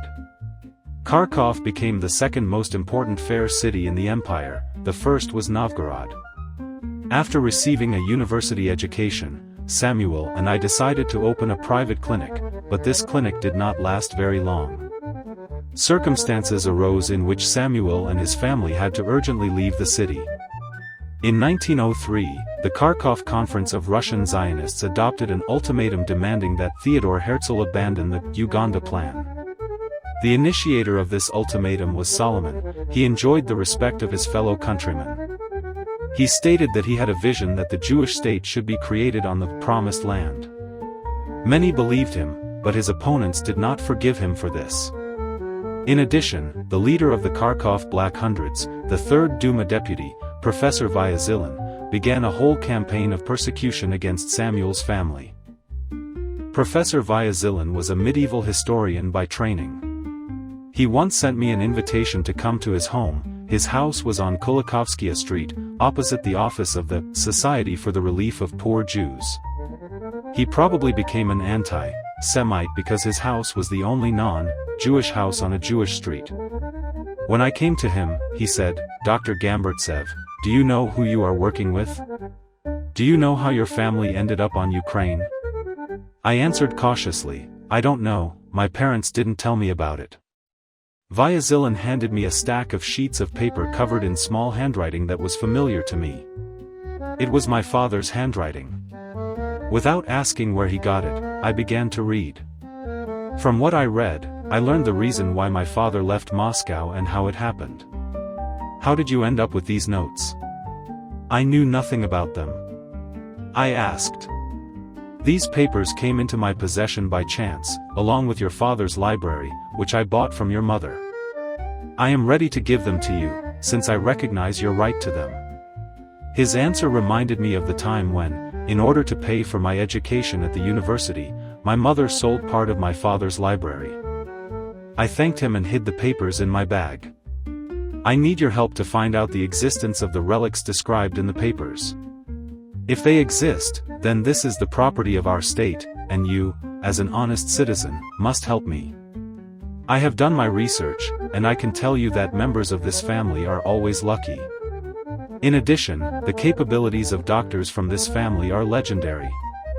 You yourself know that almost all patients of Dr. Solomon recover, and his father has the same. Probably, it is not necessary to do without the help of relics. You have been working with him for a long time, it cannot be that you have not noticed anything. You are often in their house, perhaps you remember something. I have already consulted with the priests, and they are just waiting for permission from the Holy Synod. I think that you and I will find the relics faster than the Holy Fathers, but we do not have much time. I think that in a week they will receive an answer from the Holy Synod, and then we will have nothing to do there. If you help me find these relics, you will avoid accusations of complicity and communication with the Holy Fathers."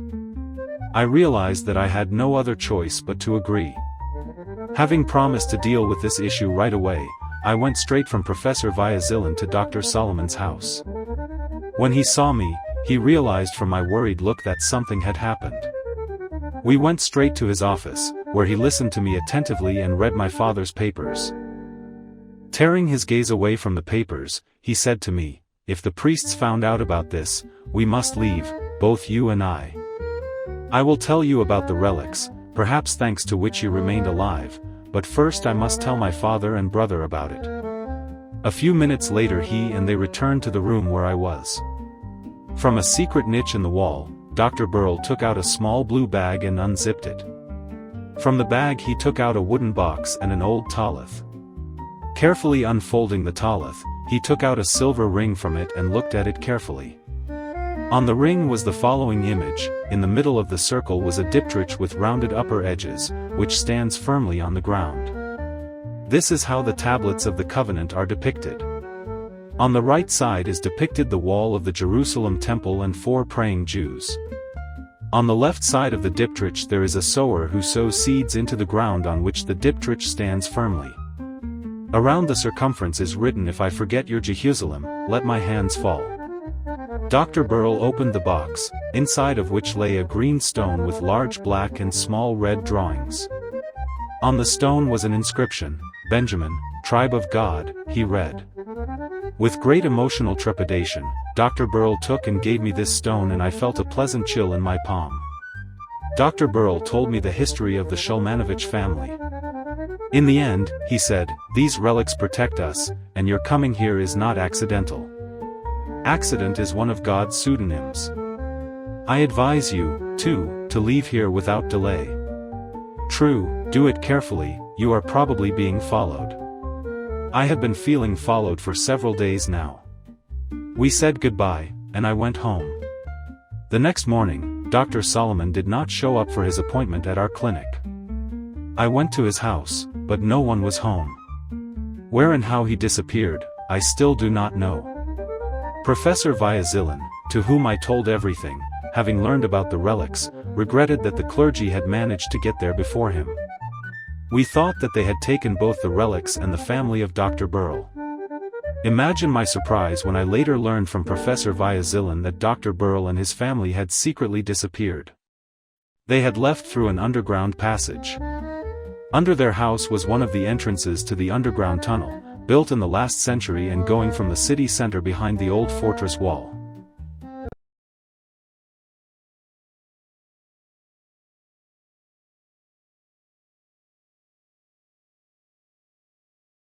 Arriving in Kharkov from Moscow, we learned that friends of our acquaintances were going to Israel on a tourist invitation, and we decided to duplicate the application submitted to the embassy of the Netherlands through them. We gave them the address and phone number of my wife's relatives in Israel. In order that our data would not be found during border control, I unrolled a roll of medical tape and wrote them on it, after which I rolled the roll, giving it its original appearance. We paid them for the delivery of this patch, and I also promised to give them my car if they brought the challenge with them when they returned from Israel. Now all that was left was to establish contact with relatives in Israel. We didn't know if they spoke Russian or other languages, and my wife and I didn't speak them fluently. So we turned to my wife's uncle, who spoke Yiddish fluently. We ordered a call to Israel from his home phone. The call took place a few days later, and the relatives promised to send us a summons. What's interesting is that 5 minutes of a phone call cost me my monthly salary, which is the government's price for calls abroad, but the money didn't matter to me. There was something more important on the scales, our freedom and life. After all these actions of ours, there were no more ways to retreat. According to the unwritten rules of the USSR, we were unreliable dissidents and traitors to the socialist system of the USSR. Therefore, in order to exclude possible provocations, my wife and I decided to quit our jobs. If we received a call, we would have had to do this anyway.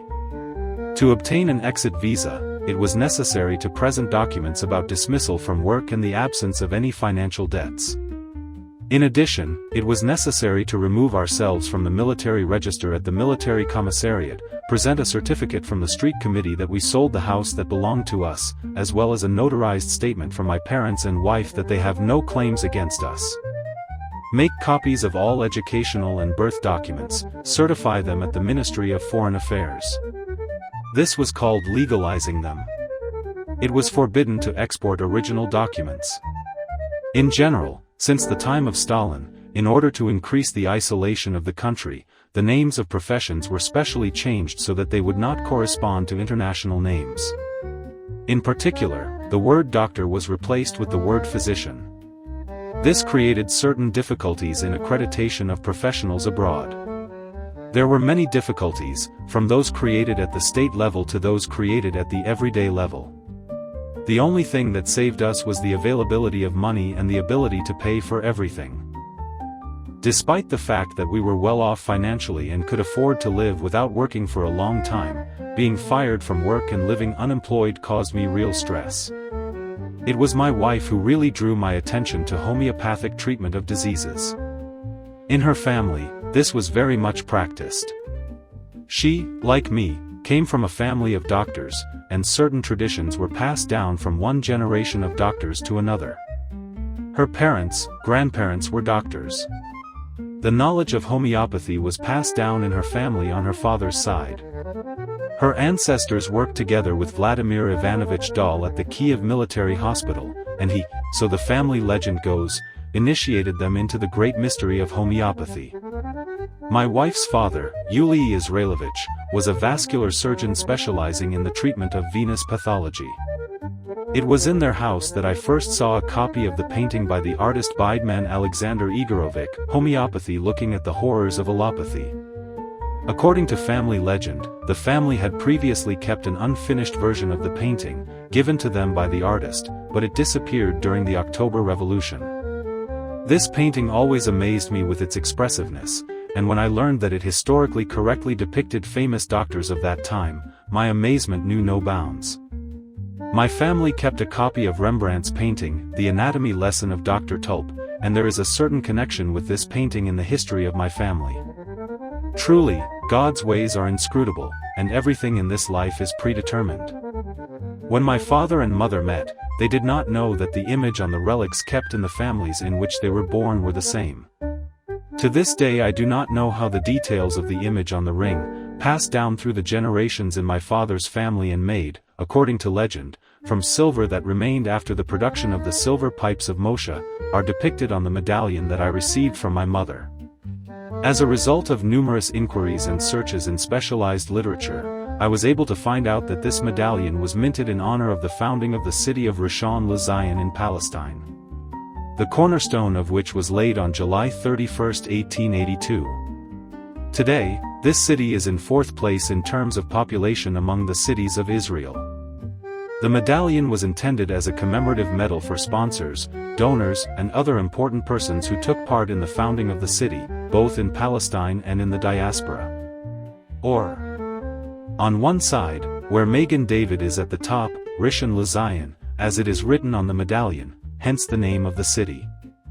Colony Rishon LeZion was founded by a group of 10 Jewish intellectuals who came from Odessa and Kharkov. The settlers encountered great difficulties, in particular, the lack of water. The lands they acquired turned out to be unsuitable for agriculture, the climatic conditions were unfavorable. The colonists turned to their tribesmen in Europe for help. Which of my mother's ancestors received this medallion, and for what, I do not know. But I know how the drawing from the ring was copied, and why it was copied. Probably my great-grandfather considered the mission that the colonists took on so important that he gave this medallion, with the hope that it would help them. And maybe there is a deeper meaning in this. I understood one thing, it was not by chance that my father and mother met, it was not by chance that my wife and I met. This, once again, confirmed that I must fulfill the prophecy and fully rely on it. Finally, we received invitations to Israel. The most amazing thing is that they did not come from relatives, but from people completely unfamiliar to us. Now it was necessary to go to the VR, Department of Visas and Permits, and obtain exit visas. It was also necessary to pay about 4,000 rubles for renunciation of Soviet citizenship, and for the fact that we received an education in the USSR. 4,000 rubles was not a small sum. For this money it was possible to buy an operative apartment in the city. In order to pay this tax, many sold everything they had. This was in complete agreement with the Soviet state's goal of depriving those leaving as much as possible of their property. Therefore, the entire remaining population realized that it was possible to profit safely in this situation.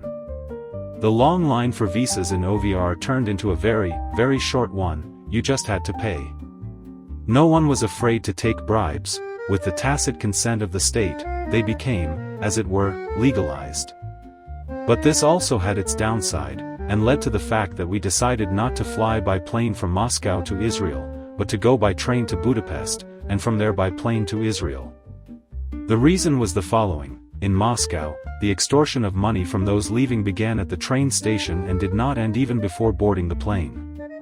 At the Moscow railway station, the loaders demanded exorbitant amounts of money for unloading things from the train and delivering and loading them into a taxi.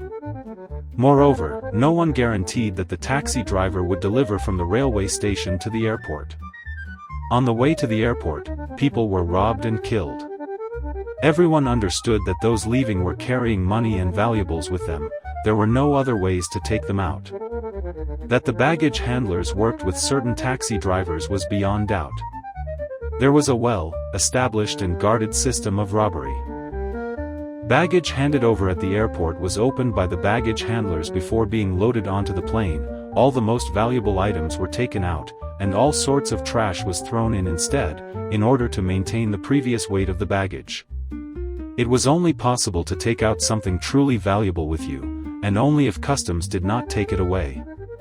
We even made a special trip to Moscow and traveled without luggage along this route. From Kursky railway station in Moscow to Sheremetyevo airport. Even without luggage, the deserted country road to Sheremetyevo airport did not inspire optimism and did not remove fear for the health and life of the family, and even more so when traveling with luggage. Therefore, the only possible route for us to leave the USSR was by rail. From Kharkov by train to Kiev and there without leaving the station, change to the Kiev-Budapest train. According to the information we have and have repeatedly verified, in Budapest at the railway station, the departing were met by representatives of the Israeli Sokhnut. They escorted them to the Budapest airport, where they were boarded on Israeli planes. The only obstacle on this route was the Chop checkpoint. According to the available information, people were taken off the train and kept on the platform for days on end under the pretext of checking their luggage and changing the wheels of the carriages. Many lost their luggage, but the lives of family members were not in danger. We were also able to send several boxes of luggage to the address of the Israeli Sokhnut in Israel. Partly thanks to my former acquaintances, patients, we quickly received exit visas, went to Moscow and received entry visas to Israel and transit visas to Hungary. We became stateless people. Citizens of the world. We had no passports, we had no country of residence, there was a mixture of feelings of complete freedom and fear of the unknown. If you paraphrase the words of the International, you get, who was everything, became nothing. I do not belong to those people who spit in their past. I know very well and agree with the fact that he who spits in his past has no future. Along with all the shortcomings, there were also good things in the Soviet system. This is an excellent education at school and college. Pioneer camps in childhood, and hobby groups in the pioneer houses. Since childhood, I was taught to value knowledge, and I have gratitude to my teachers and our hearts are constantly howling. Now we had the opportunity to leave the country, and the opportunity to start a new life, perhaps without previously acquired property, but with good professional knowledge. Understanding that it is possible to take away property, but it is impossible to take away knowledge and acquired professional experience, the state introduced a tax on the education received when leaving the country. Thank God, all the taxes have been paid, all the documents are ready, and the things have been collected. All that remains is to take 4 boxes, containers to customs in the city of Krivoy Rog, and we can buy tickets. It's a warm April evening, and we're on the platform of the Kharkov railway station. Today we're leaving, perhaps forever. There's no hope that we'll ever be able to return to the places where we spent our youth. Kiev station greeted us with spring sunshine. Kharkov branded train was arriving at the first platform, and from there in a few hours the train to Budapest was departing. On the platform there were a lot of passengers with things and bags similar to our trunks. Special workshops all over the country sewed comfortable trunks for those departing. When they announced the arrival of the train to Budapest, the conductor helped to load the things and get on the train. I thanked the carriage conductor for his help with boarding. When the train started moving I went into his compartment and said, "We are leaving, I have about 2,000 rubles left. I won't need them abroad. Take them, maybe you'll bring us some fish from the restaurant car. Keep the change for yourself." He took the money. We are leaving the country where we were born, and there is no way back. We have 2 double sleeping compartments, our children are in one, and my wife and I are in one.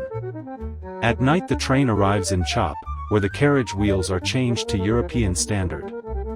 In Chop there is a border and customs control, the ferocity of which is legendary among those leaving. There they have to disembark all those leaving, check their documents and conduct a customs inspection of their belongings. We have a completed customs declaration in our hands. It indicates everything except what we want to export illegally. These are our family values, diplomas and personal documents. According to the law, we had to exchange them for copies certified by the Ministry of Foreign Affairs, which I did not do. In addition, we had Soviet money, which was strictly forbidden to export abroad. At home, I filled 2 electric heating pads with this money, and on the train I turned them on to warm my back. But the most important thing is that these are relics. Both rings were put on my hands. If you turned them inside out, then outwardly it looked like silver wedding rings. On the jasper stone the inscription was smeared with dirt, and it looked like a stone taken from a handful of earth as a keepsake from the former Rhoda. Now all hope is in God. I don't know how it happened, probably the previous sleepless night had an effect, but I fell fast asleep. In my sleep I suddenly felt myself being rocked from side to side, like a swing, and I woke up. At first I didn't understand anything. The carriage was really rocking from side to side, like a swing. Looking out the window I realized that they were changing the wheels and lifting the carriage. Coming out of the compartment I was surprised by the complete silence in the carriage. I looked into the neighboring compartment. The children were sleeping peacefully. The carriage was empty and we were the only ones left in it. I returned to the compartment, left the door open to the corridor, and decided to wait for the continuation of events. I felt how the wheels were changed and how the carriage was coupled to the rest of the train. Suddenly the light in the compartment and in the whole carriage turned on. Someone's steps and conversation were heard. A border guard looked into the compartment, turned to someone and asked, "Where did these come from?" I did not hear the answer. The border guard entered the compartment and asked to show documents. I showed our exit visas. He looked at them, stamped them and asked me to go with him to the next compartment, where our children were traveling. He looked around the compartment, said nothing and went on. Only when I was returning to my compartment did I see that he was accompanied by several soldiers and the conductor of the carriage, who smiled at me. Now I understood what had happened. When all the passengers in the carriage at Chop Station were woken up and forced to get out onto the platform, our 2 compartments were let through, and the train with us was sent off to have its wheels changed.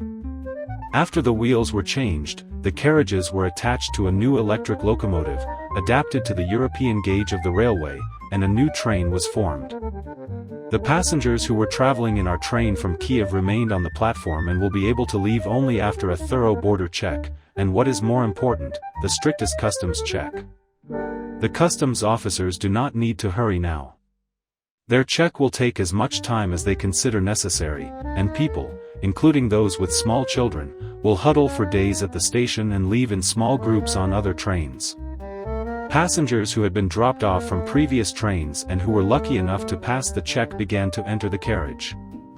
When all the passengers had entered the carriage, border control and exit document checks began again. After border control, customs checks were underway. When the customs officer entered our compartment, she sat down and asked to present the customs declaration. Seeing a long list of gold items indicated in the declaration, she suggested presenting the gold being exported abroad. My wife handed her cosmetic bag, which contained gold jewelry. Seeing that the cosmetic bag was full of gold items, she grabbed everything that was lying on top with her fingers and, looking me in the eye, said, "This is not indicated in the declaration." I realized that this was the cost of my and my family's peaceful departure. "Sorry, there were too many gold items and I was mistaken." "You are right, I was mistaken and did not declare them. It is my fault. Please throw them away. We do not need them. We need to go, and there is no need for problems," I said, looking into her eyes. "I do not need to formalize everything. Stay in the compartment and do not go out." "Give me your exit visas," she answered. Taking our exit visas and the unspecified gold, she left the compartment. We anxiously awaited her return. The train's departure had already been announced, but she was still not back. I did not know what to do. She had taken the only documents proving our identity. Suddenly the compartment door suddenly opened and the customs officer, out of breath from running, silently handed me our documents. A minute later the train moved off. We crossed the border of the USSR.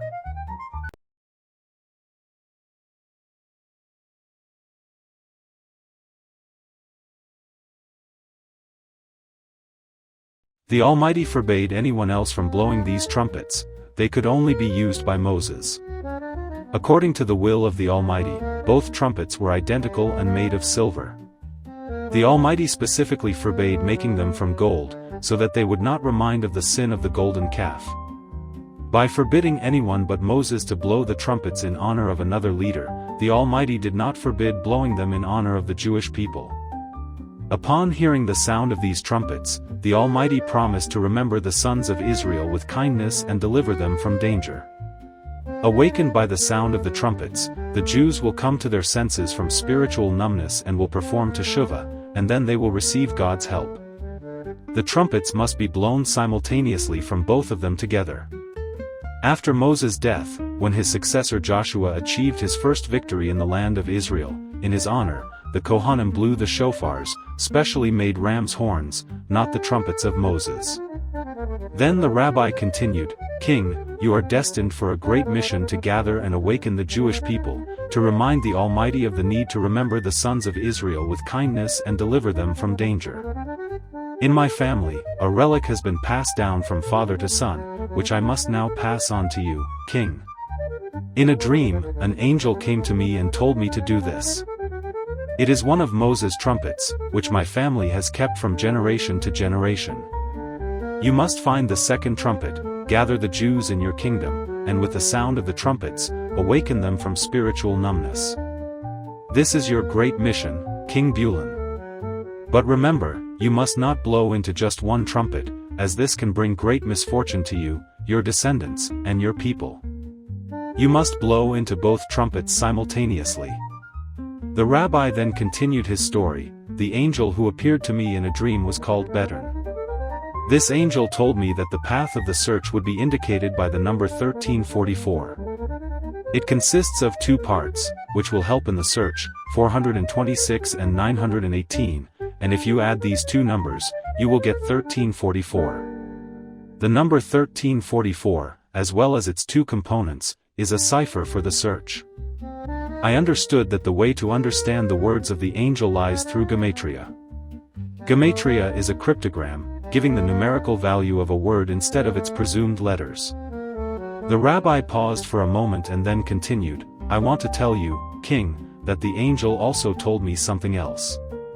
In our family, along with Moses' trumpet, which I passed to you, there are two other relics that, as the angel said, we must continue to keep and pass on to the one who bears the name or family name 1344.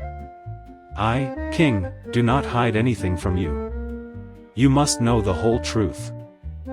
My family will continue to keep the relics we have. Considering that these relics must be passed on to the person we are looking for, I want to tell you about them. There are two of them. One is a piece of silver weighing approximately 4.69 zuzah. This piece of silver remained from the silver from which Moses' trumpets were cast. The second relic was saved by my ancestor when the temple was destroyed. It is a stone from the high priest's breastplate, a jasper. You know, King, that among the tribes of Israel, jasper in the high priest's breastplate corresponds to the tribe of Benjamin.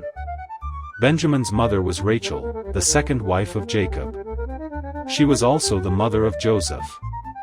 The tribe of Benjamin had its own silk flag, the color of which matched that of the precious stone in the high priest's breastplate. Each tribe of Israel had its own flag, bearing an emblem that indicated the special virtues or merits of the tribe. The particular feature of Benjamin's flag was that it combined the colors of all 12 tribes of Israel. The emblem depicted on the flag of the tribe of Benjamin was a wolf. The image of the wolf on the flag refers to the heavenly fire on the altar, which tore and consumed the offerings. The altar of the temple was located in the territory of the tribe of Benjamin.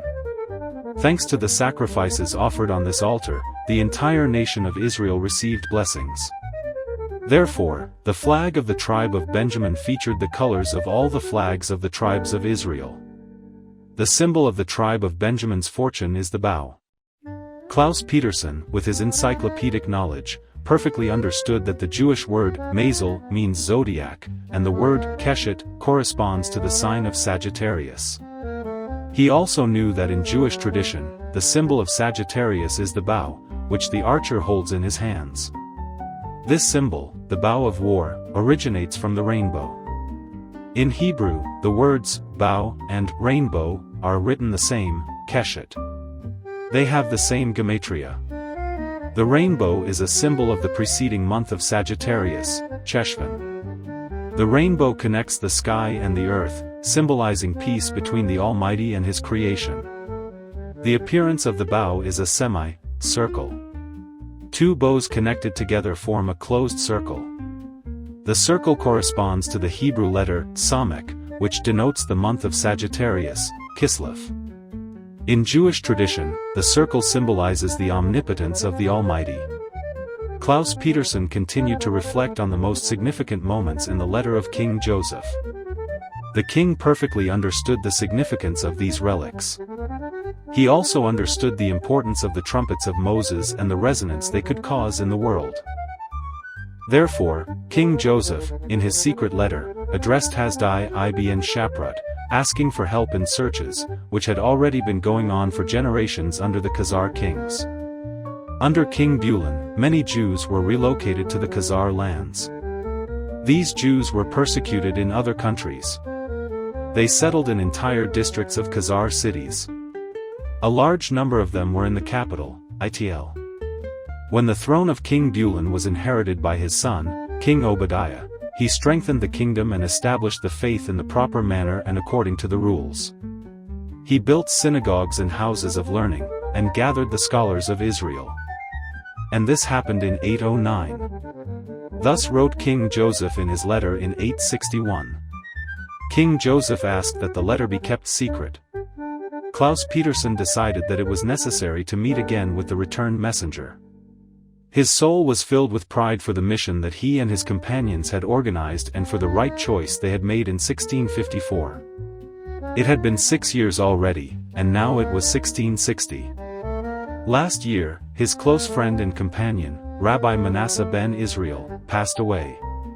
He died in the autumn in Middelburg, returning to Amsterdam, as Jews call it, Amsterdam. Rabbi Manasseh ben Israel would have certainly rejoiced at the successes that the expedition they sent 6 years ago had achieved.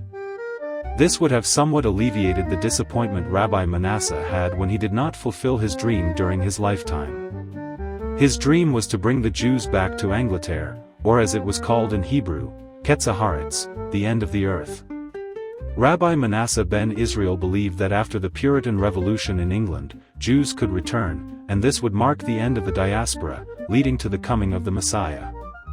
The results of the expedition sent by them in 1654 exceeded all expectations. The returning messenger not only successfully completed the task assigned but also seemed to have found the one indicated in the prophecy he brought to Amsterdam. The case helped, although it was, as Jews say, a pseudo-God's name. In 1654, after the genocide of Jews in Poland carried out by Bogdan Khmelnytsky, a group of Jews from Vilnius arrived in Amsterdam by sea. Klaus, along with his friends, provided them with significant support in settling in their new homes. At the head of this group was Rabbi Yehuda Leib ben Solomon. When the rabbi was told about the search for the Khazars and the secret letter of King Joseph, he made his assumptions and, after some time, proposed the candidacy of a young 20-year-old man. This young man successfully completed his studies in Safed, at the yeshiva of Rabbi Chaim Vital, and was highly regarded in Vilna, where he worked at a synagogue by invitation from the local Jewish community. According to the rabbi, this young man traces his ancestry back to the rabbis of Vilna. This is confirmed by the burial of his ancestors from the year 1487 on the other side of the Velija River, opposite Castle Hill, the rabbi said. His name is Velvel Shulmanovich. Previously, his ancestors were called Shulman, derived from the word shul or shul, which means synagogue and literally means school. Mand means a man. This is a word of Ashkenazi origin. According to a legend in his family, many years ago, one of his ancestors had a dream in which an angel appeared and instructed him to add the suffix, ovich, to his family name. This would signify the family's connection to the line of rabbis and also indicate his parents. Shulman, son of Shulman. The angel told the rabbi that his family was destined for a greater mission. When the rabbi woke up and remembered his dream, he fulfilled the angel's instruction. This rabbi was named Burl ben Yonah. The prophecy has not yet come true, and perhaps now it is about to begin. This may be why it was pleasing to God for the Vilna community to successfully travel to Amsterdam. So, it pleased God. Feeling that he was starting to freeze, Klaus Petersen returned to his carriage and ordered the coachman to head to the Jodenberg district, to the watchtower Mont Blanc, to a well-known house on Jodenkerstraat. Today, respected citizens will gather there. To be or not to be the second expedition depends on their decision today. When everyone had gathered, it was decided that the returning envoy would speak first, and after him, they would meet the young man, whose name coincided with the ancient prophecy. Meindert Habima, the envoy, spoke thoroughly and in detail about his journey. He understood that the listeners were interested in the results of his mission. Everyone present already knew well that the mission was successful and exceeded all expectations. The treasures he brought, with great risk not only for himself but also for their preservation, were priceless. The questions he answered were about the details. His answers seemed to everyone like a fairy tale, unreal. However, the letter from the Hazan and the items lying on the table in front of everyone confirmed the reality and the incredible nature of what had happened. On the velvet tablecloth, in front of the gathered, lay a piece of green African jade, yashpeh, as it was called in ancient Hebrew. Its length was 1/3 of a sieve, 18.672 centimeters, its width half a tefach, approximately 9.336 centimeters, and its thickness 1/6 of a tefach. On the rough side, signs were carved. The stone was multicolored, combining green and black shades, with a natural image resembling a black spot in the center, resembling a pupil of an eye. On the right round side, there was a black and green image resembling a wolf's head. The rabbi present at the table explained, before the first millennium, before our era, 960 to 585 BC, Jews used Old Hebrew script. The inscriptions in this script are made on the stele of King Moabite, 850 BC, as well as on tablets from the time of King Solomon, 950 BC.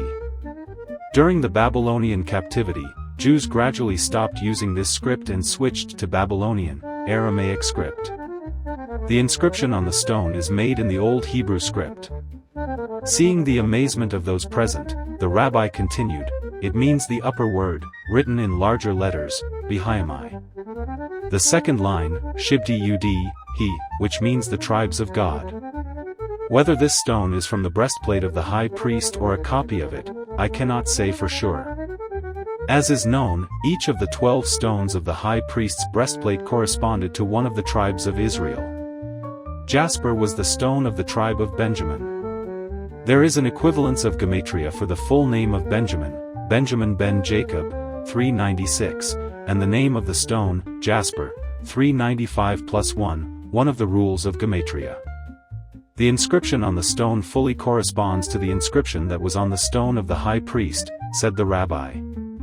Then he continued his comments. In the tractate, Pea, of the Jerusalem Talmud, the story of this stone is described. Once, a stone from the high priest's breastplate was lost. As a result of the search, the sages discovered that a man living in Ashkelon had a stone of the same color and size. The sages went to him, but encountered an unexpected refusal. Even when they raised the price to an unreal maximum, they could not convince the stone owner to sell it. Disappointed, they were on their way back but were very surprised when the stone owner caught up with them and offered to sell it at the first price they had proposed.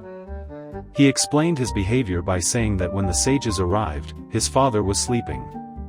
The keys to the treasury were in his father's robe pocket. He didn't want to wake his father. He also didn't want to take the money, earned, at the expense of disrespecting his father. Then the rabbi explained the meaning of this stone. The above lesson of respect for parents is related to the special relationship between Benjamin and his father Jacob. All the brothers except Benjamin were guilty of selling Joseph. Joseph himself was absent for 22 years and could not show respect to his father during this time. Only Benjamin fully fulfilled his duty to his father. Therefore, this stone has a special connection to the commandment to honor parents.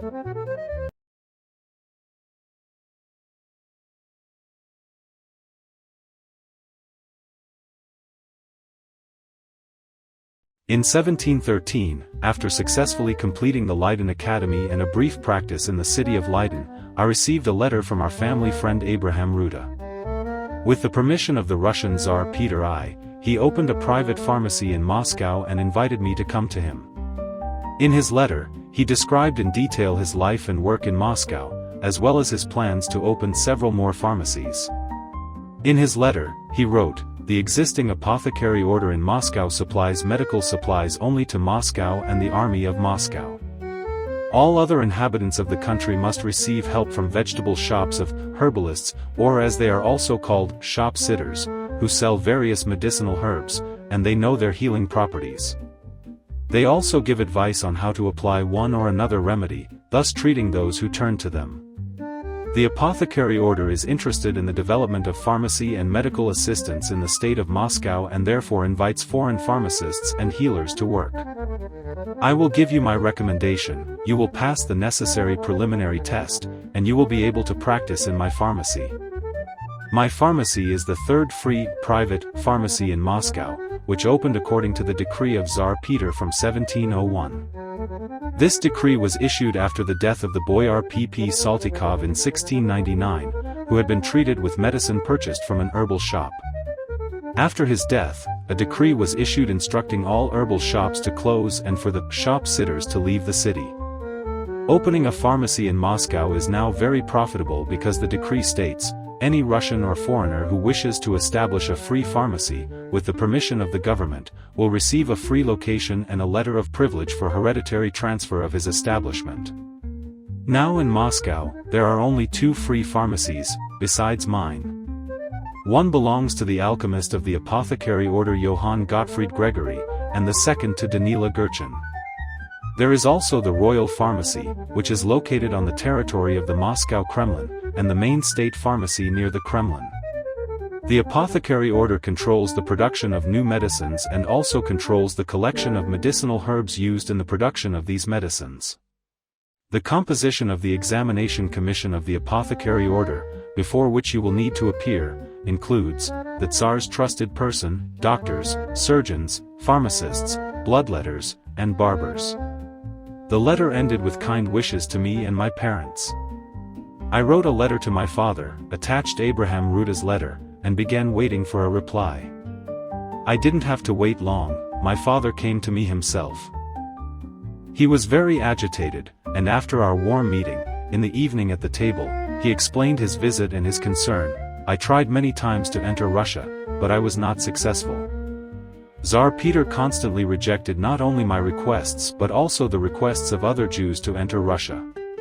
The Tsar did not want to worsen relations with the church. When Abraham Ruda managed to get permission to enter, I asked him to assist me as well. But as you can see, he only managed to invite you. You must go. What I will tell you is related to a prophecy I received many years ago. I don't know why, but I constantly feel that I must visit the land of the Khazar state. This territory now belongs to Russia. I am already old. When I was about your age, I received the prophecy, and according to it, I received relics that our family must keep in anticipation of a new prophecy. I have not received the new prophecy, and therefore today I will tell you everything and pass on the relics. My father placed a blue pouch for the tallit on the table and unzipped it.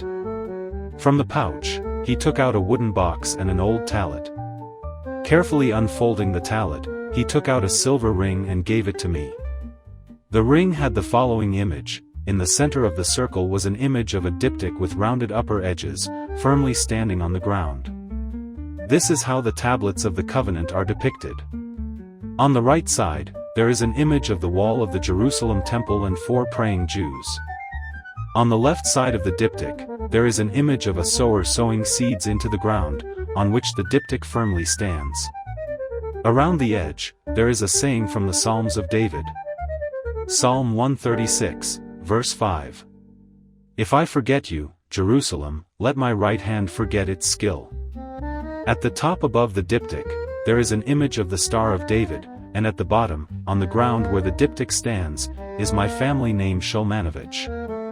My father explained to me, the 4 praying Jews represent, firstly, the elements from which everything is made, air, water, fire, earth. They also represent the 4 corners of the world. They also represent the main virtues of a person, endurance, justice, wisdom, and temperance. On the left side of the diptych, there is an image of the sower sowing seeds into the earth, on which the diptych firmly stands, the words of God. We spoke all night. My father told me in detail about the Jewish state of Khazaria, the fall of this state due to the flood, when the Khazar king violated the prophecy and blew one of Moses' trumpets. Father also told me about a prophecy he received in Amsterdam and how the Jewish community of Amsterdam helped him. He also explained why our family was chosen to keep the relics. Now I understood why Father wanted to go to the territory of the former Khazar kingdom. I knew about this desire of his before, but I didn't understand the reason for it. I asked my father, how will I know that I am worthy to continue what you did? Take this stone in your hand, said Father, and opened a small box that was on the table. I saw inside a green stone with large black patterns. On the stone was an inscription in letters unknown to me. Father explained, this inscription means, the top word, written in larger letters, beta epsilon eta mu iota eta. The second line, beta tau, chi epsilon upsilon, which means the tribe of God. This is the stone of the tribe of Benjamin from the breastplate of the high priest. With great emotional excitement, I took this stone and felt a pleasant warmth in my palm, which seemed to fill my entire body. A slight drowsiness appeared, but it quickly passed. I felt some strength and greater confidence in myself. All doubts about the trip disappeared on their own. What did you feel when you held the stone? My father asked, after I cautiously and silently put the stone back in the box. This is incredible. The stone transmits some kind of higher energy. I felt unusual warmth, strength, and confidence. I studied medicine, but no known object has such an effect on a person. The properties of this stone are very unusual. What do you know about this stone and its properties? I asked. You're right. This stone is unusual. It not only allows the chosen one to receive a prophecy, but also brings a healthy spirit into the body. I have helped many, but unfortunately I cannot help everyone who wants to heal. If this becomes widely known, we will not be able to keep the stone until the time of the prophecy about its mission.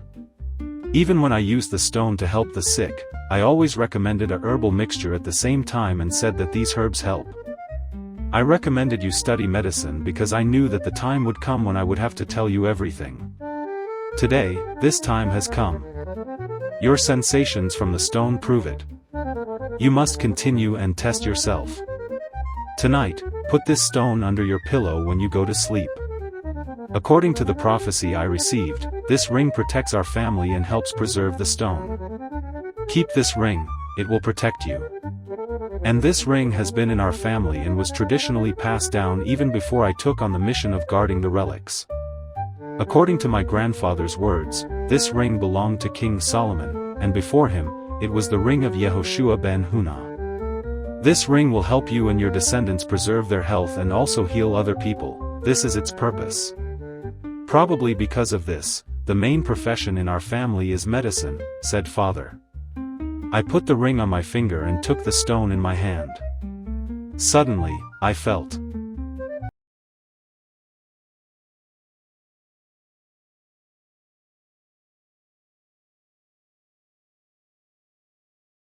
Kakhovskoy, covering his face with a cloak and trying not to attract attention, was approaching the house near the almshouse, located in the Meshchanskaya part of the first quarter, near the Church of the Holy Trinity.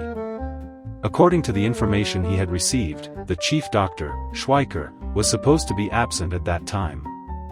Therefore, the secret meeting between Kakhovsky and the assistant to the chief doctor, Dr. Gambersev, should not be interrupted by anyone. It had been more than a week since their last meeting. During all this time, he had tried to verify what Gambersev had told him. Everything seemed to align, although the evidence was circumstantial, and direct evidence was unattainable.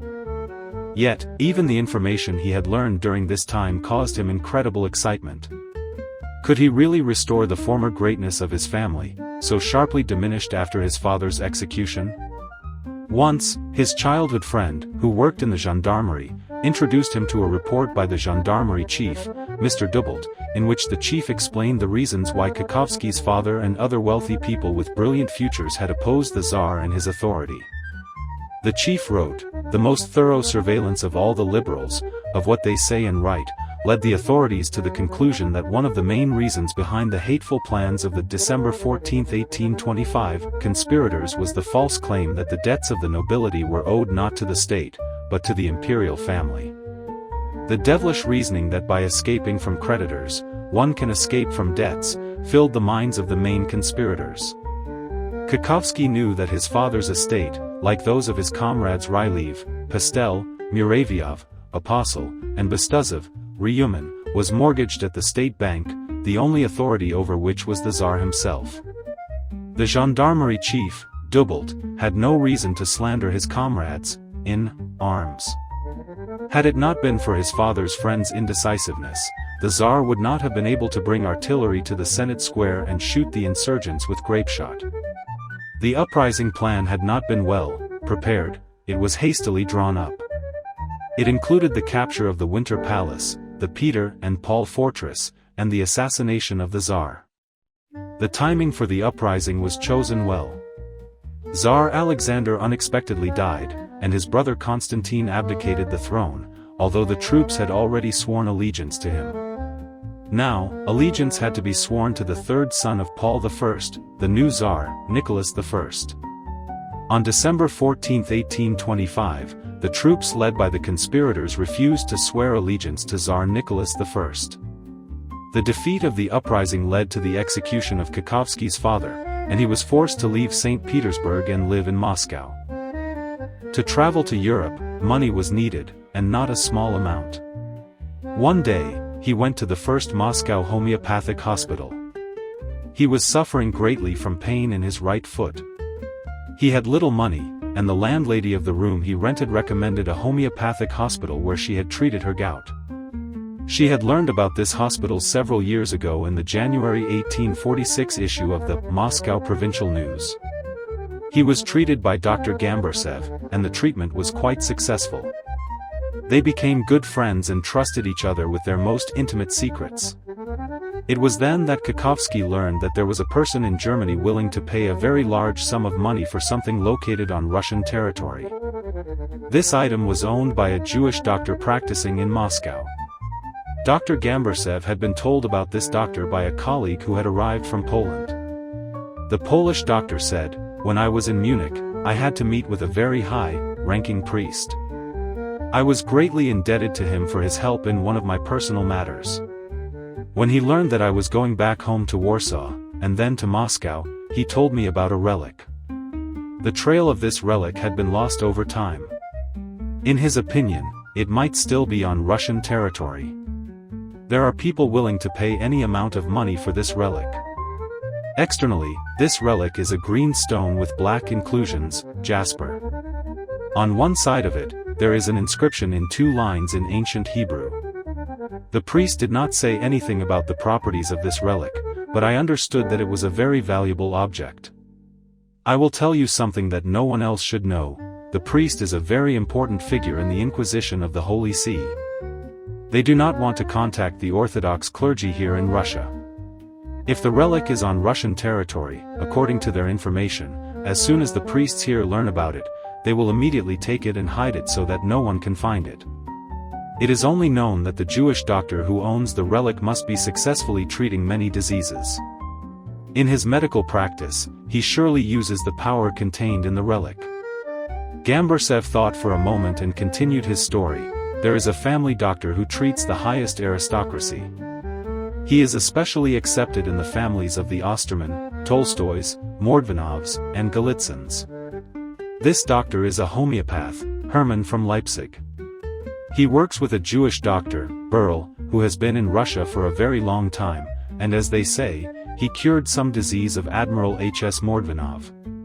This doctor is very friendly with Karl Bengard Trinius, the nephew of Hahnemann's wife, the founder of homeopathy.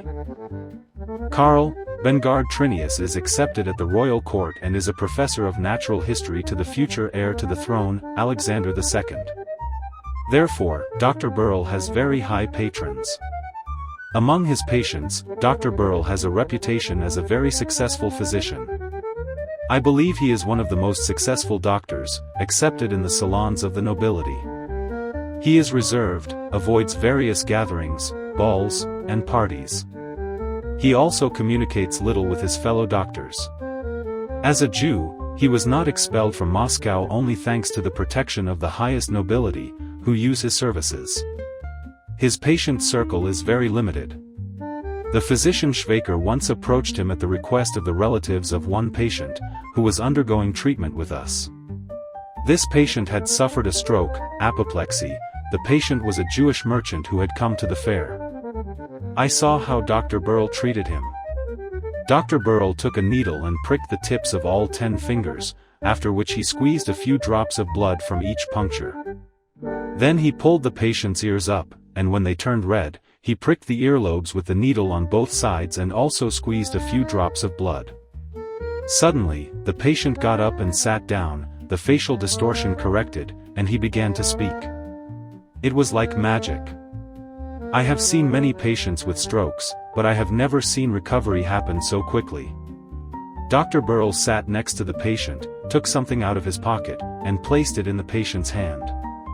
They sat and talked quietly about something, then Dr. Berl stood up, took the patient's hand, and the patient also stood up. Together they walked around the ward.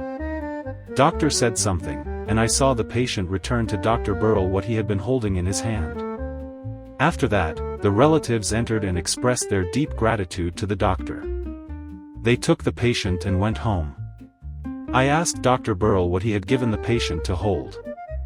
The response was that it was his, Dr. Berl's, snuff box, and the doctor was testing the patient's reflex with it. At that time, I believed him, but now I think, perhaps Dr. Berl is that Jewish healer who is being sought. Kakovsky felt as though he had discovered a gold mine. A multitude of plans suddenly appeared in his head, each better than the last. He could already see his move abroad, with the relic in his pocket. His future now depended on his cunning and luck, and he had always believed in himself. After finding out from his friend where Dr. Berl lived, Kakovsky was very pleased. Dr. Berl lived in the house of merchant Korolyov at _on Arbat Street. In this same house was the first homeopathic pharmacy in Moscow. This greatly simplified surveillance.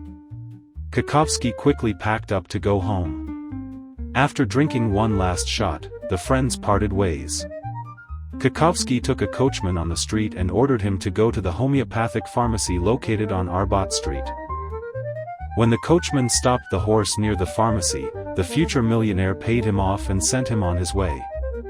Carefully inspecting the building, Kakovsky entered the pharmacy to avoid attracting attention, as he needed to buy something. He told the pharmacist that he was bothered by back pain and asked for something for it. He was sold an arnica ointment, and he went back outside. Walking along the building, he entered the pharmacy's yard and saw the back entrance to the upper floors. After several weeks of observation, Kakovsky knew that Dr. Berl lived on the second floor in a modest 4-room apartment. The doctor was married and had 2 children. He also knew that on Friday mornings, the family went out of town and returned usually on Sunday afternoon. The cook and maid were also absent at this time. Kakovsky approached the building near the almshouse, located in the Meshchansky district of the first block, near the Church of the Holy Trinity, where today, secretly, he was supposed to meet with the assistant to the chief doctor, Dr. Hamberchev. Kakovsky understood very well how dangerous it was to infiltrate Dr. Burl's apartment with such high-profile protectors. Moreover, there was no guarantee that on the first try, he would succeed and find what he needed. He did not possess the skills of a thief and would not be able to discreetly open the door lock. There would be traces of the break-in, and he had no doubt that the police would do everything to find the person who did it. He could not manage without Hamberchev. First, only Hamberchev knew how to find a buyer. Second, he needed a coachman with a fast horse who would wait on the street while Kakovsky was inside the apartment. Attracting someone else to the task increased the danger. He understood perfectly that the police would start by questioning the coachman and would quickly trace it back to him. Therefore, he made a plan, in the execution of which a specific role was assigned to Hamberchev. He would have to share the money with him anyway, so let him work a little. The plan was simple: they would together hire a carriage with a coachman and go to a homeopathic pharmacy. Hamberchev, a homeopathic healer, would make sure that his trip to the pharmacy didn't attract attention. While Hamberchev ordered and bought medicine for Kakovskaya would quietly leave the pharmacy through the back entrance, the servant's entrance, and enter Dr. Burl's apartment. She would search for the relic and return to the pharmacy. The plan's calculation was that Dr. Burl would hardly take the relic on a weekend trip. The doubt was whether Dr. Burl was the person who possessed the relic. There's a risk in any endeavor, but who doesn't take risks doesn't drink champagne, and Kakovskaya loved champagne. Looking back, he knocked on the door. The door opened unexpectedly right away, and the nurse standing behind it, recognizing Kakovskaya, let her in. The nurse knew that Kakovskaya and Hamberchev were friends and often drank a bottle or two of wine together in the doctor's office, which was not at all approved by the chief doctor, Healer Schweker. But today, Healer Schweker had gone to a meeting of the medical society and was unlikely to return until tomorrow morning. Entering the office, Kakovskaya saw evidence that her friend had been waiting with anticipation. The bottles of wine on the table set with snacks had not been opened yet, and Hamberchev sat next to them doing what he disliked most, filling out patient medical histories. Seeing his friend, he sighed with relief and silently pointed to the covered table. When the first bottle was drunk, the mood lifted, and the desire to talk arose. Kakovskaya spoke first, lowering his voice almost to a whisper, and addressed Hamberchev. "Do you remember our conversation about the relic for which they would pay a large sum abroad?" Hamberchev became alert and looked at his friend carefully. "I remember," he said cautiously. "Tomorrow, afternoon, I want to visit this healer's apartment and search for that stone," Kakovskaya said, looking carefully into his friend's eyes. "And if it's not him? I only thought there was a coincidence, but if it's not him? Can you imagine the noise if he complains to his patrons? Not only the police but also the security service will be up in arms. They'll turn Moscow upside down, but they'll find the thief who entered his apartment." Hamberchev said and began opening a second bottle of wine. Kakovskaya smiled mysteriously and replied, "I have thought it through. I had enough time. Dr. Burl won't complain to anyone or report a theft. Whether I find the relic or not, he won't go to the authorities. I will leave a note in his apartment saying that he is a wizard and that the mysterious relic the Inquisition has been searching for was being sought in his apartment. The doctor will understand perfectly that if the Orthodox priests find out about this, he and his whole family are doomed. They'll all go to the bonfire. Yes, maybe the thief will be searched for, but they won't spare the doctor. He's Jewish, and the priests barely tolerate him living in the capital. If not for his patrons, he would have long ago been in exile or gone abroad. Knowing about the relic, the priests would suspect him, just as you do. I hope he's a smart man and will keep quiet in both cases. Whether I find the relic or not. And if he doesn't keep quiet? His patrons might save him from the church's persecution," Hamberchev said thoughtfully. "You said yourself that Dr. Burl heals very serious patients, and this looks very much like witchcraft. It's not in his interest if I get caught and tell them about the relic and how at Dr. Burrow's place even those patients recover who, according to other doctors, should have died. The priests won't let him go, you can be sure of that. He'll understand perfectly what awaits him in the church's dungeons, and his patrons will be afraid to defend him, afraid that under torture, he will make them accomplices in his witchcraft, Kakovskaya said with passion and raised his wine glass. Let's drink to the success of our plan. It really is ours because without you, I wouldn't be able to contact the buyer. I also need you tomorrow. I want you, while I'm in the apartment, to buy medicine for me. That will not only provide me with an alibi but also the coachman will be waiting for us near the pharmacy, visible to everyone. When you order and buy the medicine, don't rush, give me time to search the apartment. Let's drink so that tomorrow luck is on our side, and I find the relic, and this relic makes us rich people.